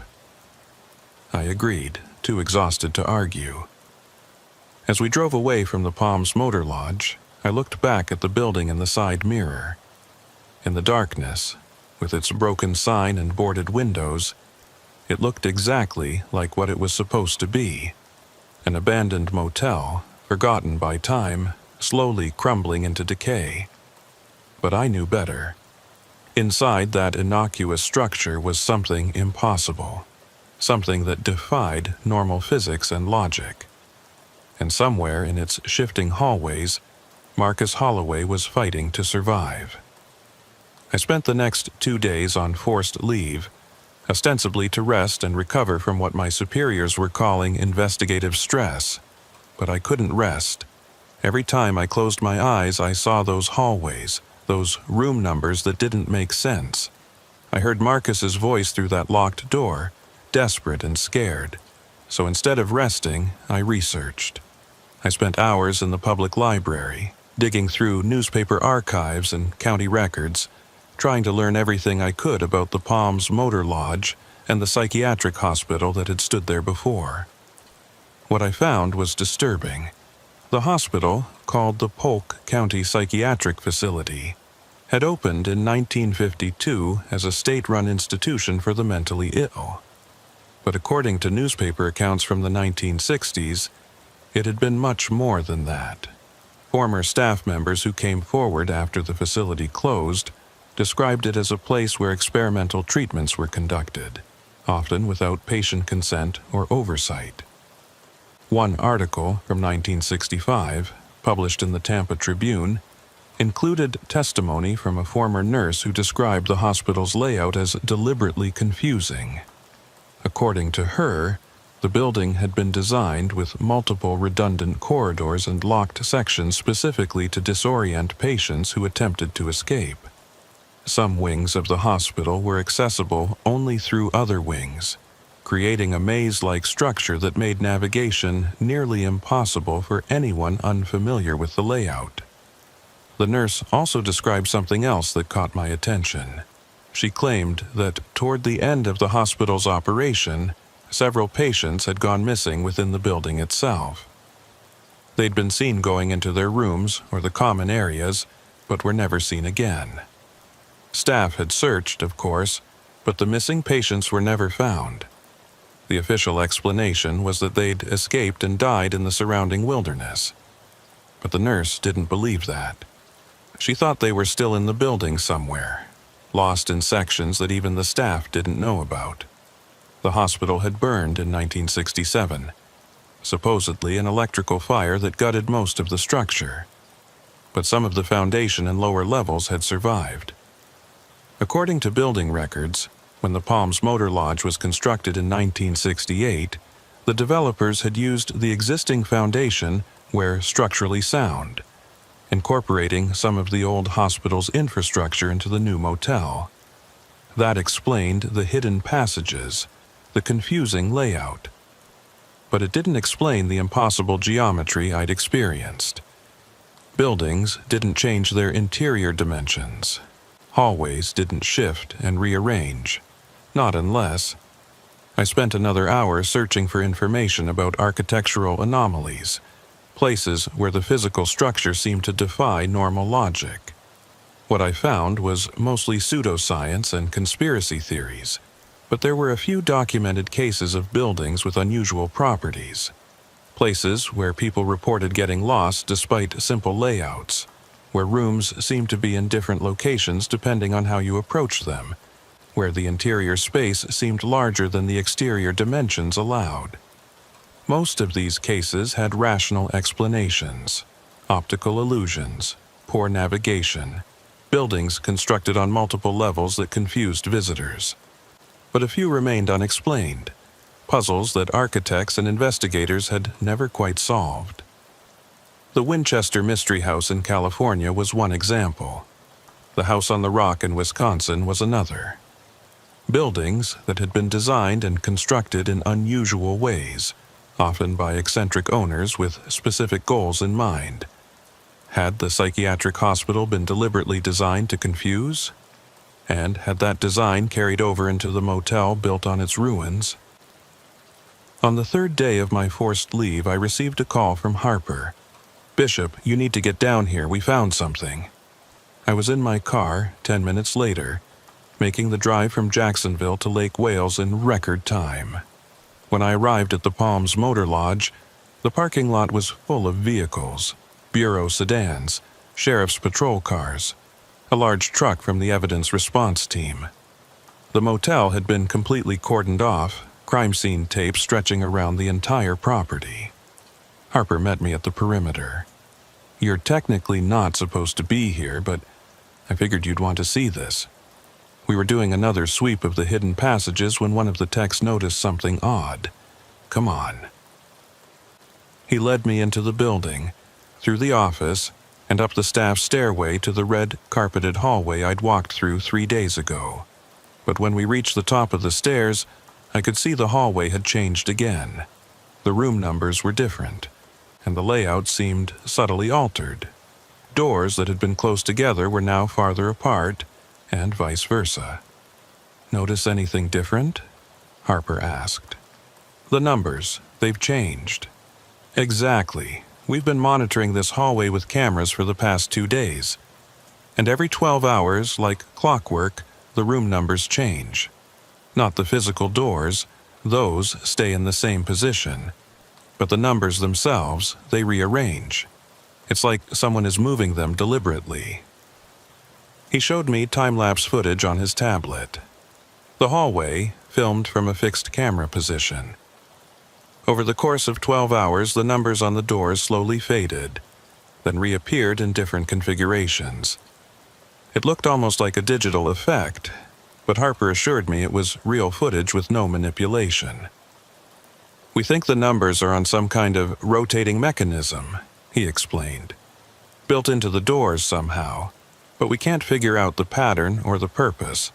Why would someone design a building where the room numbers constantly change?" "To keep people from finding their way out," I said. "If you can never navigate reliably, if the layout keeps changing, you'd get lost even in a small building." That's what we thought too, which brings us to what we found today. Follow me. We walked down the hallway to a door marked 205. Harper unlocked it with a master key the evidence team had found in the office, and we stepped inside. The room was empty, no furniture or fixtures, but covering one entire wall was a map, not a normal map. This was a hand-drawn diagram of the motel's interior, showing dozens of rooms and passages that shouldn't have existed based on the building's external dimensions. Hallways that looped back on themselves. Staircases that went both up and down from the same landing. Rooms that connected to other rooms in impossible configurations. And written throughout the diagram, in the margins and along the corridors, were notes in tiny, cramped handwriting. Names, dates, and brief descriptions. M. Harrison, 7303, found in 317, refused to come out. J. Rivera, 112207, disappeared from 214, sounds in walls T. Callahan, 2812, basement level, still calling for help S. Monroe, 91518, third floor, east wing, no response to contact. "We've cross-referenced the names," Harper said quietly. "They all match missing persons from our list. This map was created by someone who was tracking the disappearances. Who made it? We think it was Everett Maddox, the last manager. We found a journal in his room, room 108, that seems to be a continuation of this. He was documenting what he called the movements of the building. According to his writings, he believed the motel was alive in some sense, that it was growing, expanding, creating new spaces that didn't exist before." I stared at the map, trying to make sense of its complexity. Did he explain how that was possible? Not in any way that makes scientific sense, but he was convinced it was connected to the old hospital. He wrote that when they built the motel, they didn't just use the foundation. They incorporated some of the hospital's treatment rooms, specifically the isolation wards. and those wards had been designed by a doctor who was obsessed with spatial disorientation as a form of therapy, a guy named Dr. Lawrence Vance. The name triggered a memory. Vance, same last name as the deputy who called me about Marcus. No relation, we checked. But yeah, weird coincidence. Anyway, Dr. Vance was a pioneer in something he called environmental therapy. The idea was to treat psychiatric conditions by altering patients' perception of space. He designed the hospital's isolation wards as a series of interconnected rooms where nothing was quite where it seemed. Doors that opened to different places depending on which direction you approached from. Hallways that curved in ways that made distances impossible to judge. According to his papers, he believed this kind of spatial confusion could reset disordered minds. Jesus, that's not therapy, that's torture. Yeah, well, this was the 1950s. They did a lot of things back then that we'd consider torture now. But here's the thing. According to Maddox's journal, Dr. Vance's design was so effective at disorienting people that even the staff got lost in those wards. They had to use maps and marked trails just to navigate. And when the hospital closed, they couldn't demolish those sections because they couldn't figure out how they were constructed.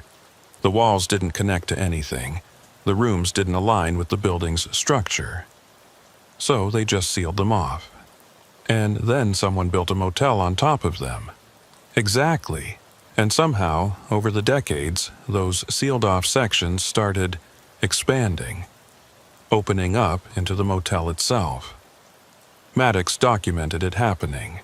New passages appearing, old passages closing off, room numbers shuffling like a deck of cards. He tried to track it, tried to warn people away, but the motel kept operating, and people kept checking in, and kept disappearing. Harper nodded. We think they're still here, somewhere in these passages.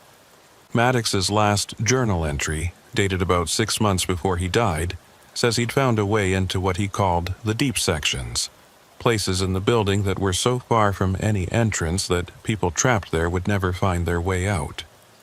He was planning to mount a rescue operation, bring in professional spelunkers and rescue teams, but he never got the chance. Heart attack got him first. I studied the map more carefully, looking for any indication of where these deep sections might be. In the lower left corner, Maddox had drawn what looked like a stairway descending below the first floor. Next to it, he'd written, Subsection 7, Voices heard 3-12-17. M. Holloway? Wait, I said, pointing to the notation. That's dated 6 years ago, but Marcus only went missing 4 days ago. Harper looked at the map, his expression troubled. I know, which either means Maddox made an error or... He didn't finish the sentence. He didn't have to. If Maddox had heard someone named M. Holloway 6 years ago, and Marcus had only been missing for 4 days, then either it was a different person with the same name, or something very strange was happening with time inside this building. Show me subsection 7, I said. Show me where that stairway is. We spent the next hour searching the building, using Maddox's map as a guide. The problem was that the map didn't correspond exactly to the building's current layout. Passages that were shown as accessible were now walled off. Staircases that should have been in certain locations were missing. It was as if the building had continued to change since Maddox drew the map. But finally, in a storage closet on the ground floor, we found it.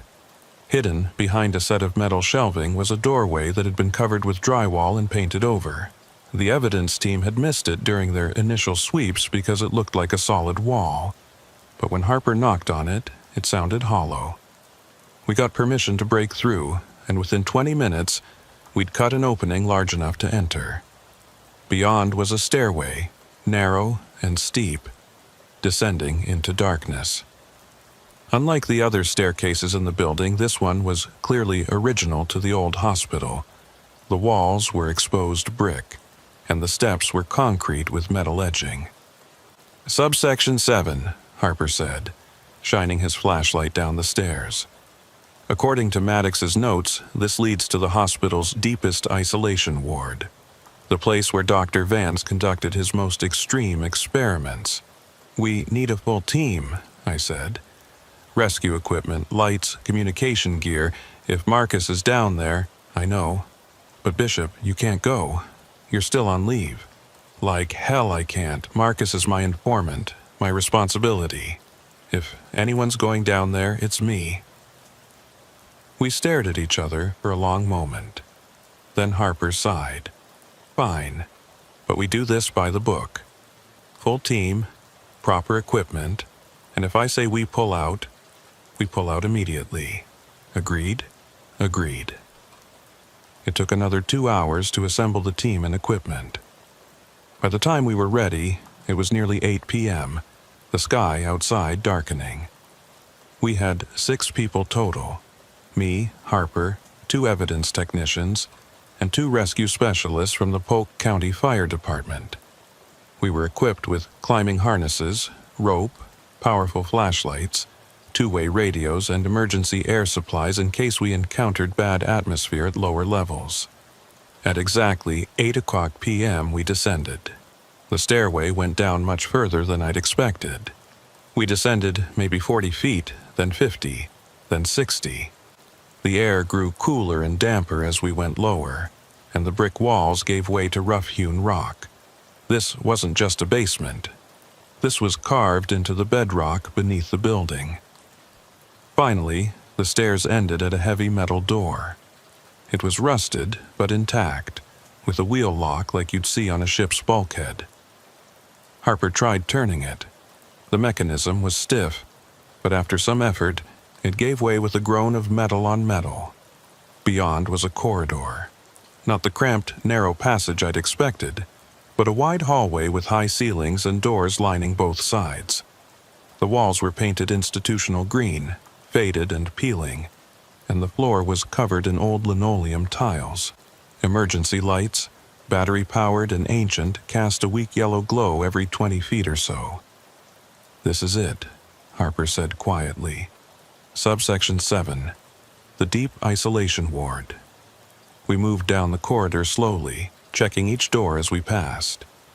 Most were locked, but through the small, wire-reinforced windows, we could see empty rooms, hospital rooms, with old beds and medical equipment covered in decades of dust.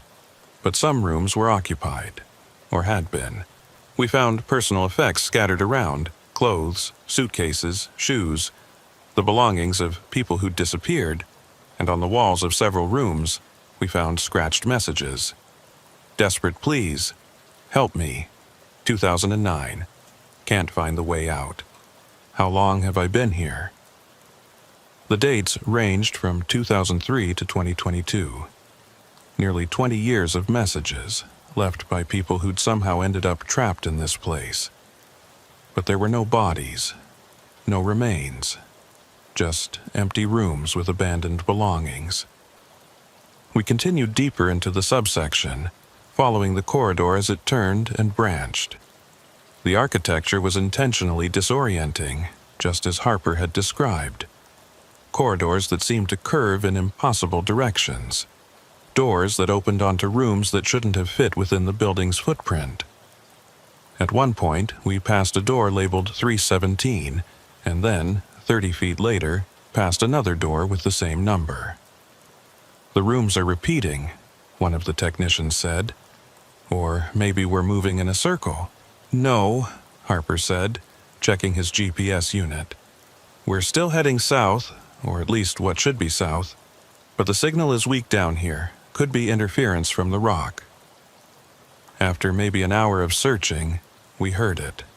A voice, faint and distant, calling out. Not words exactly, but the sound of someone in distress.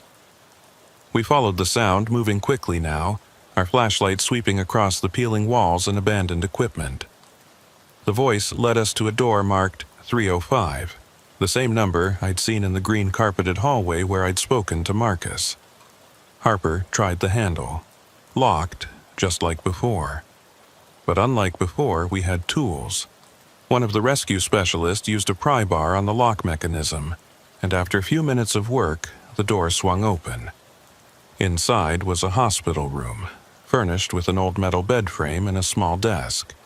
And sitting on the bed, looking exhausted and confused but very much alive, was Marcus Holloway. "Bishop," he said, his voice hoarse, "is that really you? Am I hallucinating again?" "It's me, Marcus. We found you. Come on, let's get you out of here."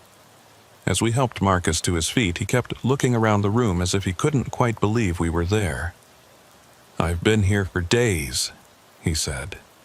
"Or maybe longer. I can't tell anymore. Time moves weird down here. Sometimes I sleep and wake up and it feels like only minutes have passed. Other times, I'm awake for what feels like days without getting tired." "How did you end up down here?" Harper asked. "I was in room 214, then room 217, then, I don't know. I kept trying doors, trying to find an exit. Each door led to another hallway, another set of rooms. Eventually, I ended up here. I could hear other people sometimes, voices through the walls, but I never saw anyone." He paused. "Am I the only one you found?" "So far," I said. "But we're going to keep searching. There are others down here, we know that now." We made our way back to the main corridor, Marcus supported between two of the rescue specialists. He was weak and dehydrated, but physically okay. As we retraced our steps toward the stairway, I noticed something strange. The room numbers were different from when we'd come through earlier. Doors that had been marked 232 were now marked 195. The corridor itself seemed slightly wider, and the paint on the walls was a different shade of green. "The building's shifting again," Harper said quietly. "We need to move fast." We picked up the pace, but the corridor seemed to be getting longer. The stairway that we'd reached after maybe 15 minutes of walking was now nowhere in sight after 20 minutes, and the doors we passed were numbered in sequences that made no sense, jumping from 400s to 100s to 700s with no logic.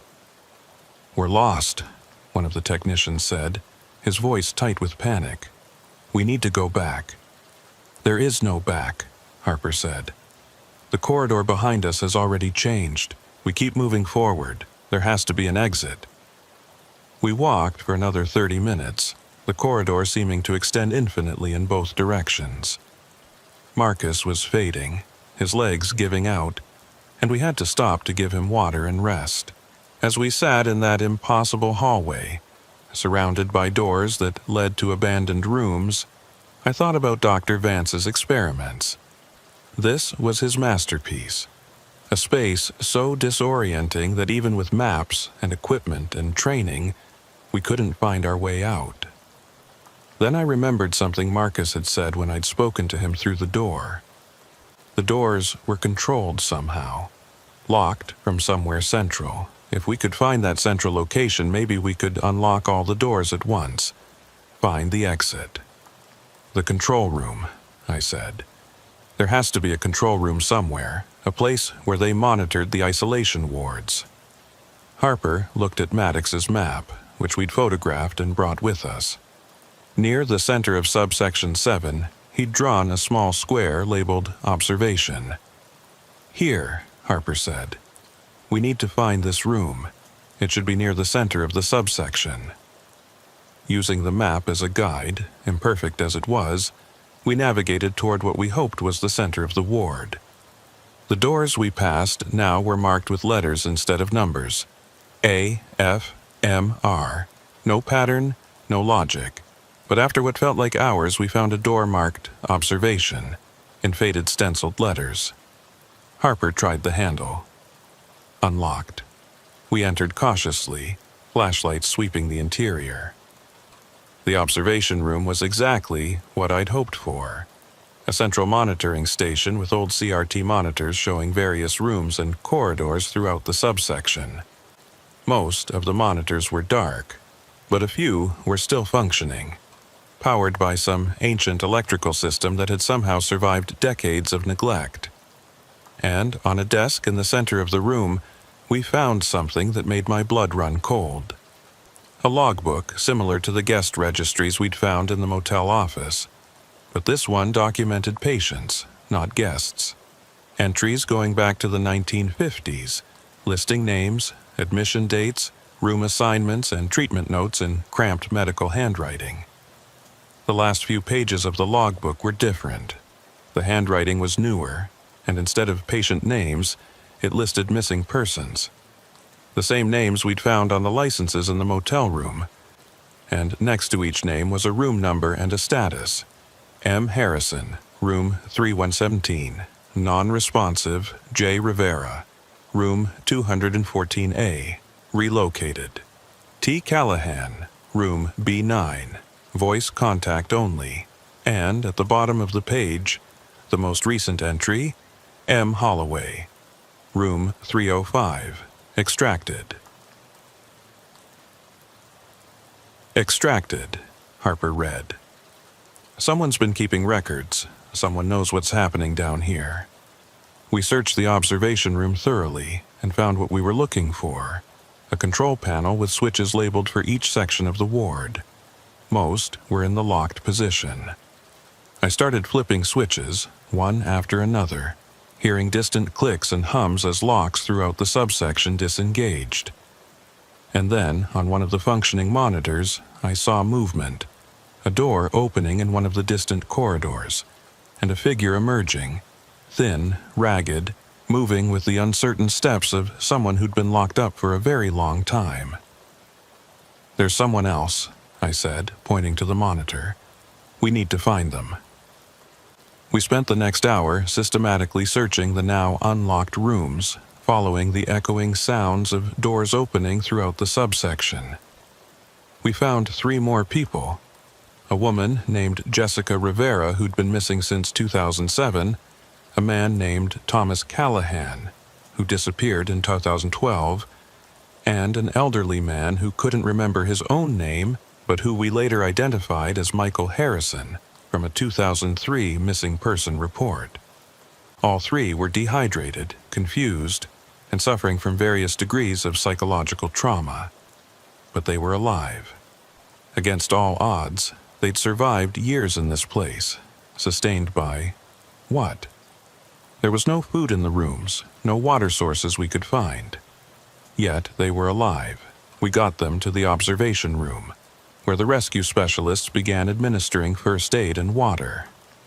And that's when one of the monitors showed something that made us all freeze. On the screen labeled Main Access, we could see the stairway we'd used to descend into subsection 7. But there was someone there. A figure, standing at the top of the stairs, looking down into the darkness. It was hard to make out details on the grainy monitor, but the figure appeared to be wearing old-fashioned clothing, a dark suit and hat, like someone from the 1950s or 60s. As we watched, the figure began descending the stairs, moving slowly, deliberately, heading toward us. "We need to leave," Harper said. "Now." We gathered the survivors and moved out of the observation room, Harper leading the way with Maddox's map. But the corridor had changed again. The path that should have led back to the main stairway was now blocked by a wall that hadn't been there before. And behind us we could hear footsteps echoing through the subsection. The figure from the monitor getting closer. We tried other routes, other doors, but each path led us deeper into the maze rather than out of it. The subsection seemed to be closing in around us, corridors contracting, doors locking themselves even as we watched. And always those footsteps behind us, steady and patient, never hurrying but never stopping. Finally, we found ourselves in a dead-end corridor with only one door at the end. The door was marked with a symbol instead of a number, a medical caduceus. Harper tried the handle. It opened. Beyond was a room unlike any we'd seen so far. It was an office, preserved exactly as it must have looked in the 1960s. A large mahogany desk, filing cabinets along one wall, medical equipment on shelves, and on the desk, a nameplate. Dr. Lawrence Vance, Chief of Psychiatry. We had found Dr. Vance's office. The man who'd designed this nightmare. "Look," one of the technicians said, pointing to the filing cabinets. "Patient files." We searched quickly, knowing we didn't have much time. The footsteps were getting louder, closer. In the filing cabinets, we found decades of patient records, documenting Dr. Vance's experiments in spatial disorientation therapy. The records were meticulous, clinical, describing in cold scientific language how patients responded to being lost in the isolation wards. How some adapted, learning to navigate the changing corridors. How others broke down, refusing to leave their rooms even when doors were unlocked. And in the bottom drawer, we found something that changed everything. A set of blueprints, showing not just subsection 7, but an entire network of passages and rooms extending far beyond what we'd seen. Level after level, going down into the bedrock. And written in Dr. Vance's handwriting across the top. Phase 3 expansion. Unlimited therapeutic potential. He was still building, Harper said, staring at the blueprints. When the hospital closed, he didn't stop. He kept expanding the subsection, creating more and more space. That's why people keep disappearing. They're falling into sections that are still growing, still changing. The footsteps stopped outside the office door. We all turned, weapons drawn, flashlights aimed at the entrance. The door opened slowly. The figure that entered wasn't what I'd expected. It was a man, elderly but not impossibly old. He was wearing the dark suit and hat I'd seen on the monitor, but up close, I could see they were just ordinary clothes, dated but not ancient. And his face, while pale and thin, was human. Normal. "Dr. Vance?" Harper asked, though it was impossible. Vance would have been over 90 years old if he was still alive, and this man looked maybe 70. The man smiled slightly. "No, I'm Dr. Vance's last patient. My name is Robert Everett. I've been maintaining his work since he passed in 1965. He looked around the office, his expression almost wistful. He was a visionary, you know. He understood that space itself could be therapeutic, that by controlling how people move through a building, you could influence their minds, heal their disorders. "You're kidnapping people," I said, "trapping them in this place." "I'm continuing the experiment," Robert said calmly. "The motel provides subjects. They check in willingly after all. And down here in Dr. Vance's subsection, they experience true spatial therapy. Some find their way out eventually. Others adapt, become part of the architecture." He gestured vaguely. "It's fascinating work, really. The building grows with each new subject, creating new possibilities, new configurations." "You're insane," Harper said. "Perhaps. But tell me, Agent, now that you've been down here, now that you've experienced the subsection yourself, can you honestly say you understand how to leave? Can you point to the exit with confidence?" Robert's smile widened. "You're part of the experiment now, all of you. The question is whether you'll find your way out, or whether you'll join the others." He turned and walked out of the office. We followed, but when we reached the corridor, he was gone. Simply vanished, as if the building had absorbed him. "This place is his," Harper said quietly. "He knows every passage, every shift. He can move through it like we move through normal space. Then we use the blueprints," I said. "They show the original structure before the expansion. If we can find our way back to the original hospital section, we should be able to find the main stairway." We used the blueprints as a guide, marking our path on the map as we went. The corridors fought us every step of the way, shifting and changing, trying to redirect us deeper into the subsection. But by marking our path and refusing to deviate, by moving deliberately and carefully, we slowly made progress toward what the blueprints showed as the main access point. It took hours. The survivors we'd found were exhausted, barely able to walk. Marcus had to be carried part of the way. But eventually, after what felt like days but was probably only 6 or 7 hours, we saw it. The heavy metal door at the bottom of the stairs. We practically ran the last 100 feet, desperate to escape the subsection before it could shift again. Harper yanked open the door, and we stumbled through, climbing the stairs as fast as we could while carrying the survivors. Up and up, the brick walls gradually giving way to the familiar drywall and studs of the motel's ground floor. When we finally emerged through the storage closet into the motel proper, the sunlight streaming through the windows was blinding. It was morning. We'd been down there all night. The command post in the parking lot erupted into activity when we came out. EMTs rushed forward to take care of the survivors. My supervisor was there, furious that I'd gone into the subsection against orders, but relieved we'd made it out alive. As I sat in an ambulance, being checked for injuries and dehydration, I watched the motel. The Palms Motor Lodge looked exactly as it always had. A run-down, abandoned building slowly crumbling into decay. You'd never know that beneath it was a maze of impossible corridors, still growing, still waiting for new subjects. "We're sealing it," Harper said, coming to sit next to me. "Filling in the stairways with concrete, boarding up every entrance we can find. The building is now officially condemned. No one will be allowed inside." "What about Robert Everett? He's still down there." "We'll post guards. If he comes out, we'll arrest him. But Bishop..." Harper paused. "I don't think he's coming out. I think he's been down there so long he's part of the subsection now. Like he said, part of the architecture." I nodded. I'd reached the same conclusion.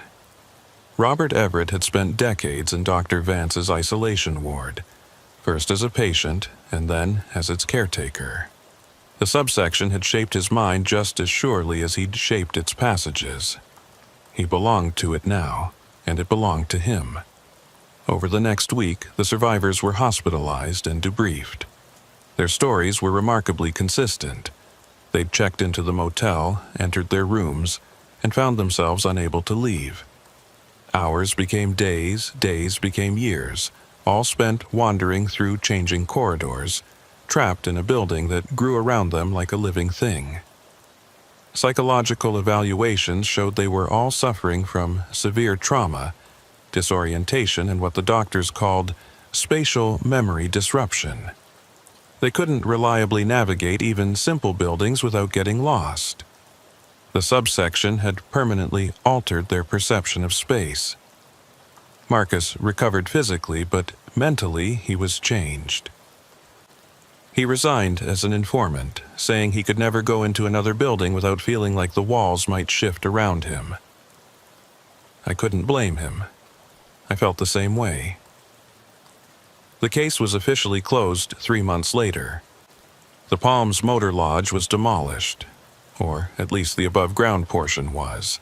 The subsection was left alone, its entrances sealed with concrete and steel. The property was declared a hazardous site, and a fence was erected around the entire lot. But sometimes, late at night, I still think about those blueprints. About Dr. Vance's Phase 3 expansion plan, his vision of unlimited therapeutic potential, and I think about Robert Everett, still down there in the darkness, maintaining the experiment, waiting for new subjects who will never come. The building may be sealed, but I don't think it's finished. I think it's still growing, still expanding in ways we can't measure or understand. Creating new rooms, new corridors, new configurations, preparing itself for the day when someone inevitably finds a way back in. Because that's the thing about mazes, they're always harder to leave than to enter. And the Palms Motor Lodge was the most perfect maze ever designed. 3 weeks after the demolition of the Palms Motor Lodge, I received a package at my office in Jacksonville. There was no return address, just a postmark from Polk County. Inside was a small envelope containing a single key, the old-fashioned kind, brass with a worn plastic tag attached. The tag was stamped with a number, 214. Attached to the key was a note written in neat, precise handwriting that I recognized immediately. Robert Everett's handwriting.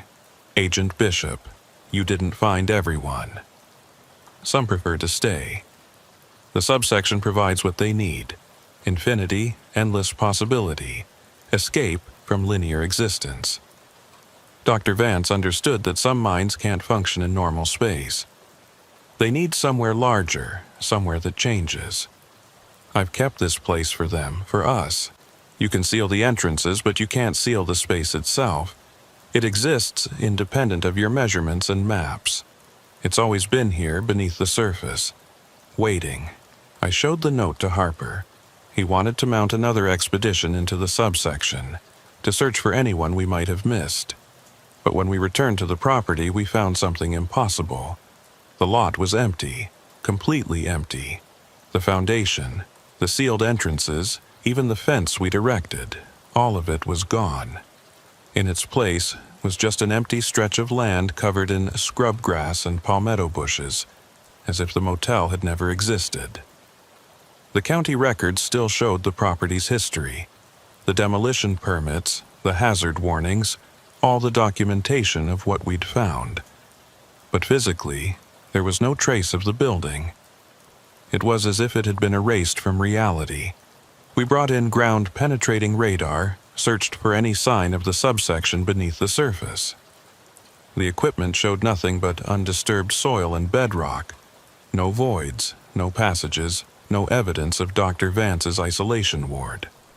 How is that possible? Harper asked. We were here 3 weeks ago. We went down into that subsection. We brought people out. I don't know, I said. And I didn't. The building couldn't have been removed so completely, so quickly. Yet there it was. Or rather, there it wasn't.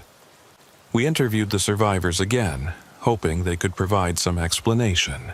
But their memories were already fading. Jessica Rivera remembered being trapped somewhere dark for a long time, but couldn't recall details about the corridors or the rooms. Thomas Callahan remembered voices in walls, but not much else. Even Marcus, whose memory was usually sharp, found himself struggling to describe what he'd experienced. It's like trying to remember a dream, he told me during one of our follow-up meetings. I know I was there, I know something happened, but the specifics are slipping away. Sometimes I wonder if any of it was real. I understood what he meant. My own memories of the subsection were becoming hazy, dreamlike. The impossible geometry, the changing corridors, Robert Everett's calm explanation of the ongoing experiment, all of it felt less solid with each passing day, as if my mind was refusing to hold on to memories that didn't make sense. But I still had the key. That was real, physical, undeniable. And sometimes, late at night, I take it out and look at the number stamped on the tag. 214. The room Marcus had checked into. The room where everything had started. 2 months after the building's disappearance, I received another note. This one came through internal mail at the FBI office, passed through several hands before reaching my desk. No one could identify who had originally submitted it. The handwriting was different this time. Shaky. Uncertain. Agent Bishop, I'm still here. We're all still here. The subsection didn't disappear. You just can't see it anymore, but we can. Those of us who lived in it long enough, we can still find the doors. They're everywhere once you know how to look. In old buildings, in basements, in abandoned places along forgotten highways. Dr. Vance's design spread beyond the original hospital, beyond the motel. It's a network now, connecting spaces that shouldn't connect. And it's growing. MH Marcus Holloway. But Marcus was in witness protection now, relocated to somewhere in the Pacific Northwest. How could he have sent this note? I called his handler, asked if Marcus had been in Florida recently. The answer was no. Marcus hadn't left his new city in weeks. He'd been meeting regularly with his therapist, attending his check-ins, following all the protocols. So, who had sent the note? I didn't get an answer to that question. But 3 months later, I got another one. And 3 months after that, another. Always the same message. We're still here. The subsection is still growing. The doors are everywhere. After the 5th note, I stopped opening them. I put them in a locked drawer in my desk and tried to forget about them. I threw the key, room 214, into the St. John's River one night after too many drinks, watching it disappear into the dark water. But forgetting wasn't easy, because I started noticing things. Small things at first. Doors in buildings that opened onto rooms that seemed too large for the space they occupied. Hallways in government buildings that curved in ways that made you lose track of which direction you were heading. Room numbers in hotels that jumped from 214 to 217, skipping 2 and 15 and 2 and 16 with no explanation. And sometimes, late at night when I was working alone in the office, I'd hear footsteps in the hallway outside. Slow, steady, patient footsteps that would stop just outside my door. But when I checked, no one was there. Harper and I met occasionally to discuss the case, though we were both officially discouraged from talking about it. The Bureau had classified the entire investigation, sealed the records, and instructed everyone involved to move on. Too many unexplained elements, too many loose ends that couldn't be tied up in a way that made sense in a case file.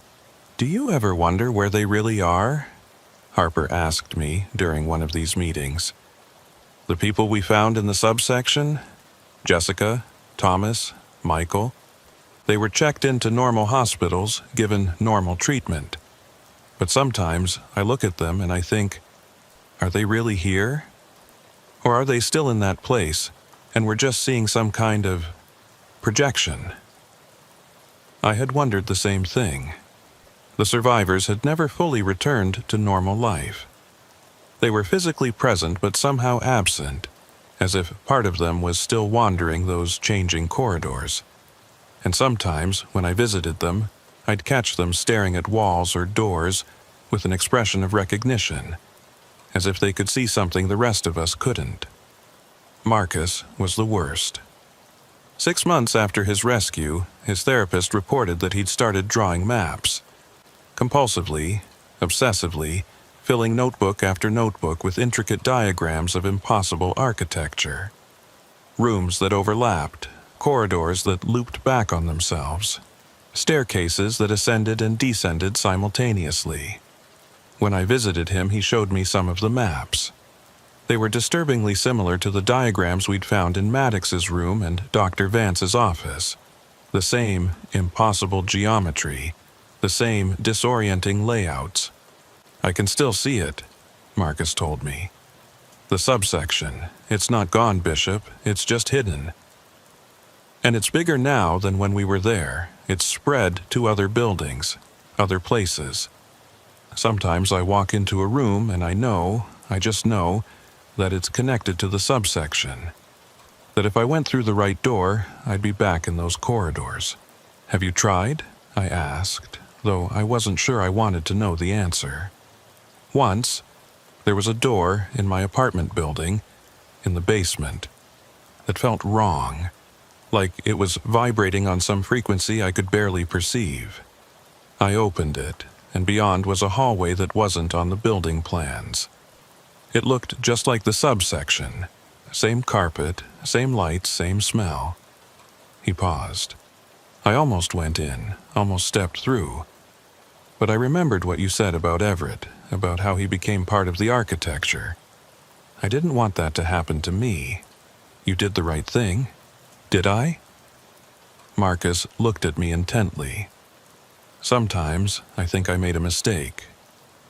Sometimes I think the only way to escape the subsection is to fully enter it, to understand its logic completely. Fighting it, trying to navigate it with normal geometry and normal reasoning, that's what traps you. But if you accepted it, embraced it. He didn't finish. I left that meeting deeply troubled. Marcus was deteriorating mentally, falling back into the same spatial confusion we'd rescued him from. His therapist said it was PTSD, that the trauma of being trapped in the subsection had permanently damaged his ability to process architectural space normally. But I wasn't so sure. I thought maybe the subsection had marked him, changed him in ways that couldn't be reversed. A year after the motel's disappearance, I was driving through Central Florida on another case. The route took me along Highway 27, past the spot where the Palms Motor Lodge had stood. I told myself I was just passing through, that I had no intention of stopping. But when I reached the location, I pulled over. The lot was still empty, just scrub grass and palmetto bushes. A historical marker had been placed at the site, one of those standard Florida plaques that dot the highways, commemorating forgotten pieces of local history. Site of Polk County Psychiatric Facility, 1952-1965, and Palms Motor Lodge, 1968 to 2023. Both structures served the community before being demolished due to structural concerns. This area now preserved as county green space. That was all. No mention of Dr. Vance's experiments. No acknowledgement of the people who'd disappeared here. Just a bland historical note that erased decades of horror with a few sanitized sentences. I was about to get back in my car when I noticed something. At the edge of the lot, partially hidden by palmetto bushes, was a door. Just a door, standing upright with no walls or building attached to it.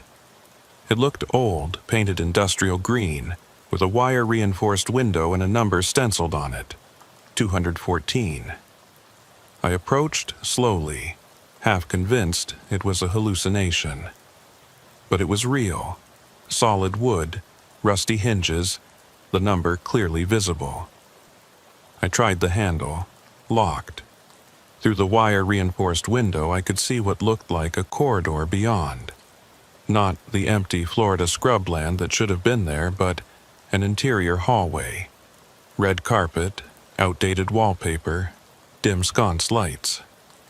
The subsection, still here, still waiting. I pulled out my phone to call Harper, but there was no signal. I walked back to my car, thinking I'd drive to the nearest town and report this. But when I looked back at where the door had been, it was gone. Nothing but palmetto bushes and scrub grass. I stood there for a long time, staring at the empty lot, trying to convince myself I'd imagined the door. But I knew I hadn't. The subsection was still here, still existing in whatever impossible space Dr. Vance had created for it. The physical building was gone, but the geometry remained. A maze built not of walls and doors, but of folded space, accessible only to those who'd experienced it, who carried its mark. That was 2 years ago. I've driven past the site dozens of times since then, but I've never seen the door again. Maybe it only appears to certain people at certain times. Or maybe I've gotten better at not seeing it, at training my mind to ignore the impossible. But I still get the notes. Once every few months, a new message appears on my desk. Different handwriting each time, different claims about who's sending it. Sometimes it's signed MH, sometimes JR or TC or other initials I don't recognize. Always the same message, though. The subsection is still here, still growing, still waiting. I've stopped trying to investigate. The Bureau won't sanction any more resources for a case they consider closed. Harper was transferred to the Atlanta office, and we've lost touch. The survivors from the subsection have mostly disappeared again. Not literally, but practically. They've withdrawn from normal society, stopped responding to check-ins, moved to locations unknown. Only Marcus maintains occasional contact. He sends postcards from different cities, always with the same message. Found another door. Didn't go through. Yet, I keep the postcards in my desk drawer next to the unopened notes. Evidence of something that officially never happened. Memories of a place that technically doesn't exist. Late at night sometimes, when I'm alone in my apartment, I hear those footsteps again. Slow and patient, moving through spaces that shouldn't be there. And I think about Dr. Vance's vision, unlimited therapeutic potential, architecture that transcends normal dimensions, space that grows and changes according to its own logic. He failed as a doctor. His experiments caused more harm than they ever cured.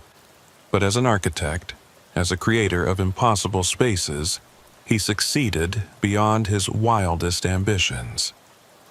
The subsection survived the hospital's closure, survived the motel's construction and demolition, survived every attempt to seal it or forget it. It's still out there, beneath the surface of Florida, spreading through abandoned buildings and forgotten corners, creating its endless maze of shifting corridors, waiting for new subjects, waiting for people like Marcus, like Jessica and Thomas and Michael, people who got lost once and can never quite find their way back. And sometimes, in my darkest moments, I wonder if I'm one of them. If that night in the subsection changed me in ways I don't fully understand. If some part of me is still down there, walking those impossible hallways, turning doorknobs that lead nowhere and everywhere. There's no way to know for certain. The subsection doesn't leave marks you can see. It works subtly, changing perception rather than reality. Or maybe it changes reality by changing perception. It's hard to tell the difference when you're dealing with impossible architecture. All I know is that I can't forget it. The Palms Motor Lodge, the isolation ward, Dr. Vance's experiment, Robert Everett's patient maintenance. It's all still there in my mind, as clear and immediate as when I first experienced it. And unlike the survivors whose memories faded, mine remain sharp, detailed, permanent. Maybe that's my mark. Maybe that's how I know the subsection touched me. I carry room 214's key in my pocket again. I fished it out of the river 3 months after I threw it in. Found it sitting on my desk one morning with no explanation. I could throw it away again, bury it, destroy it. But I know it wouldn't matter. The subsection would just return it, place it somewhere I'd eventually find it. Because that's what I finally understand, after all this time. The subsection doesn't trap people by locking doors. It traps them by showing them something they can't unsee, a way of existing that normal architecture doesn't allow, a freedom from linear space and sequential time that's simultaneously liberating and terrifying. Robert Everett chose to stay. Maybe Marcus will eventually choose the same thing. Maybe they all will, one by one, finding those hidden doors and stepping through into a space that makes more sense to them than the normal world ever did. As for me, I'm still deciding, still carrying that key, still noticing the wrong doors and impossible hallways, still receiving those notes that say, "Come back, the subsection is waiting, you belong here." And late at night, when I hear those patient footsteps in the hallway, I have to resist the urge to open my door and follow them, to see where they lead, to find out if the subsection has a room waiting for me, numbered and ready. Room 214 maybe, or 217, or 305, or any of the infinite rooms in that endless, growing maze beneath Florida's surface. The case file says the investigation is closed, the building demolished, the threat eliminated, the survivors rescued. But I know the truth. The Palms Motor Lodge was never just a building. It was a door, an entrance to something larger, something that was always there and always will be. And once you've seen it, once you've walked its corridors and felt its impossible geometries reshape your understanding of space, you can never fully leave. Part of you remains there forever. wandering those changing hallways, looking for exits that might not exist, looking for room 214 where it all began, where maybe, eventually, it will all end.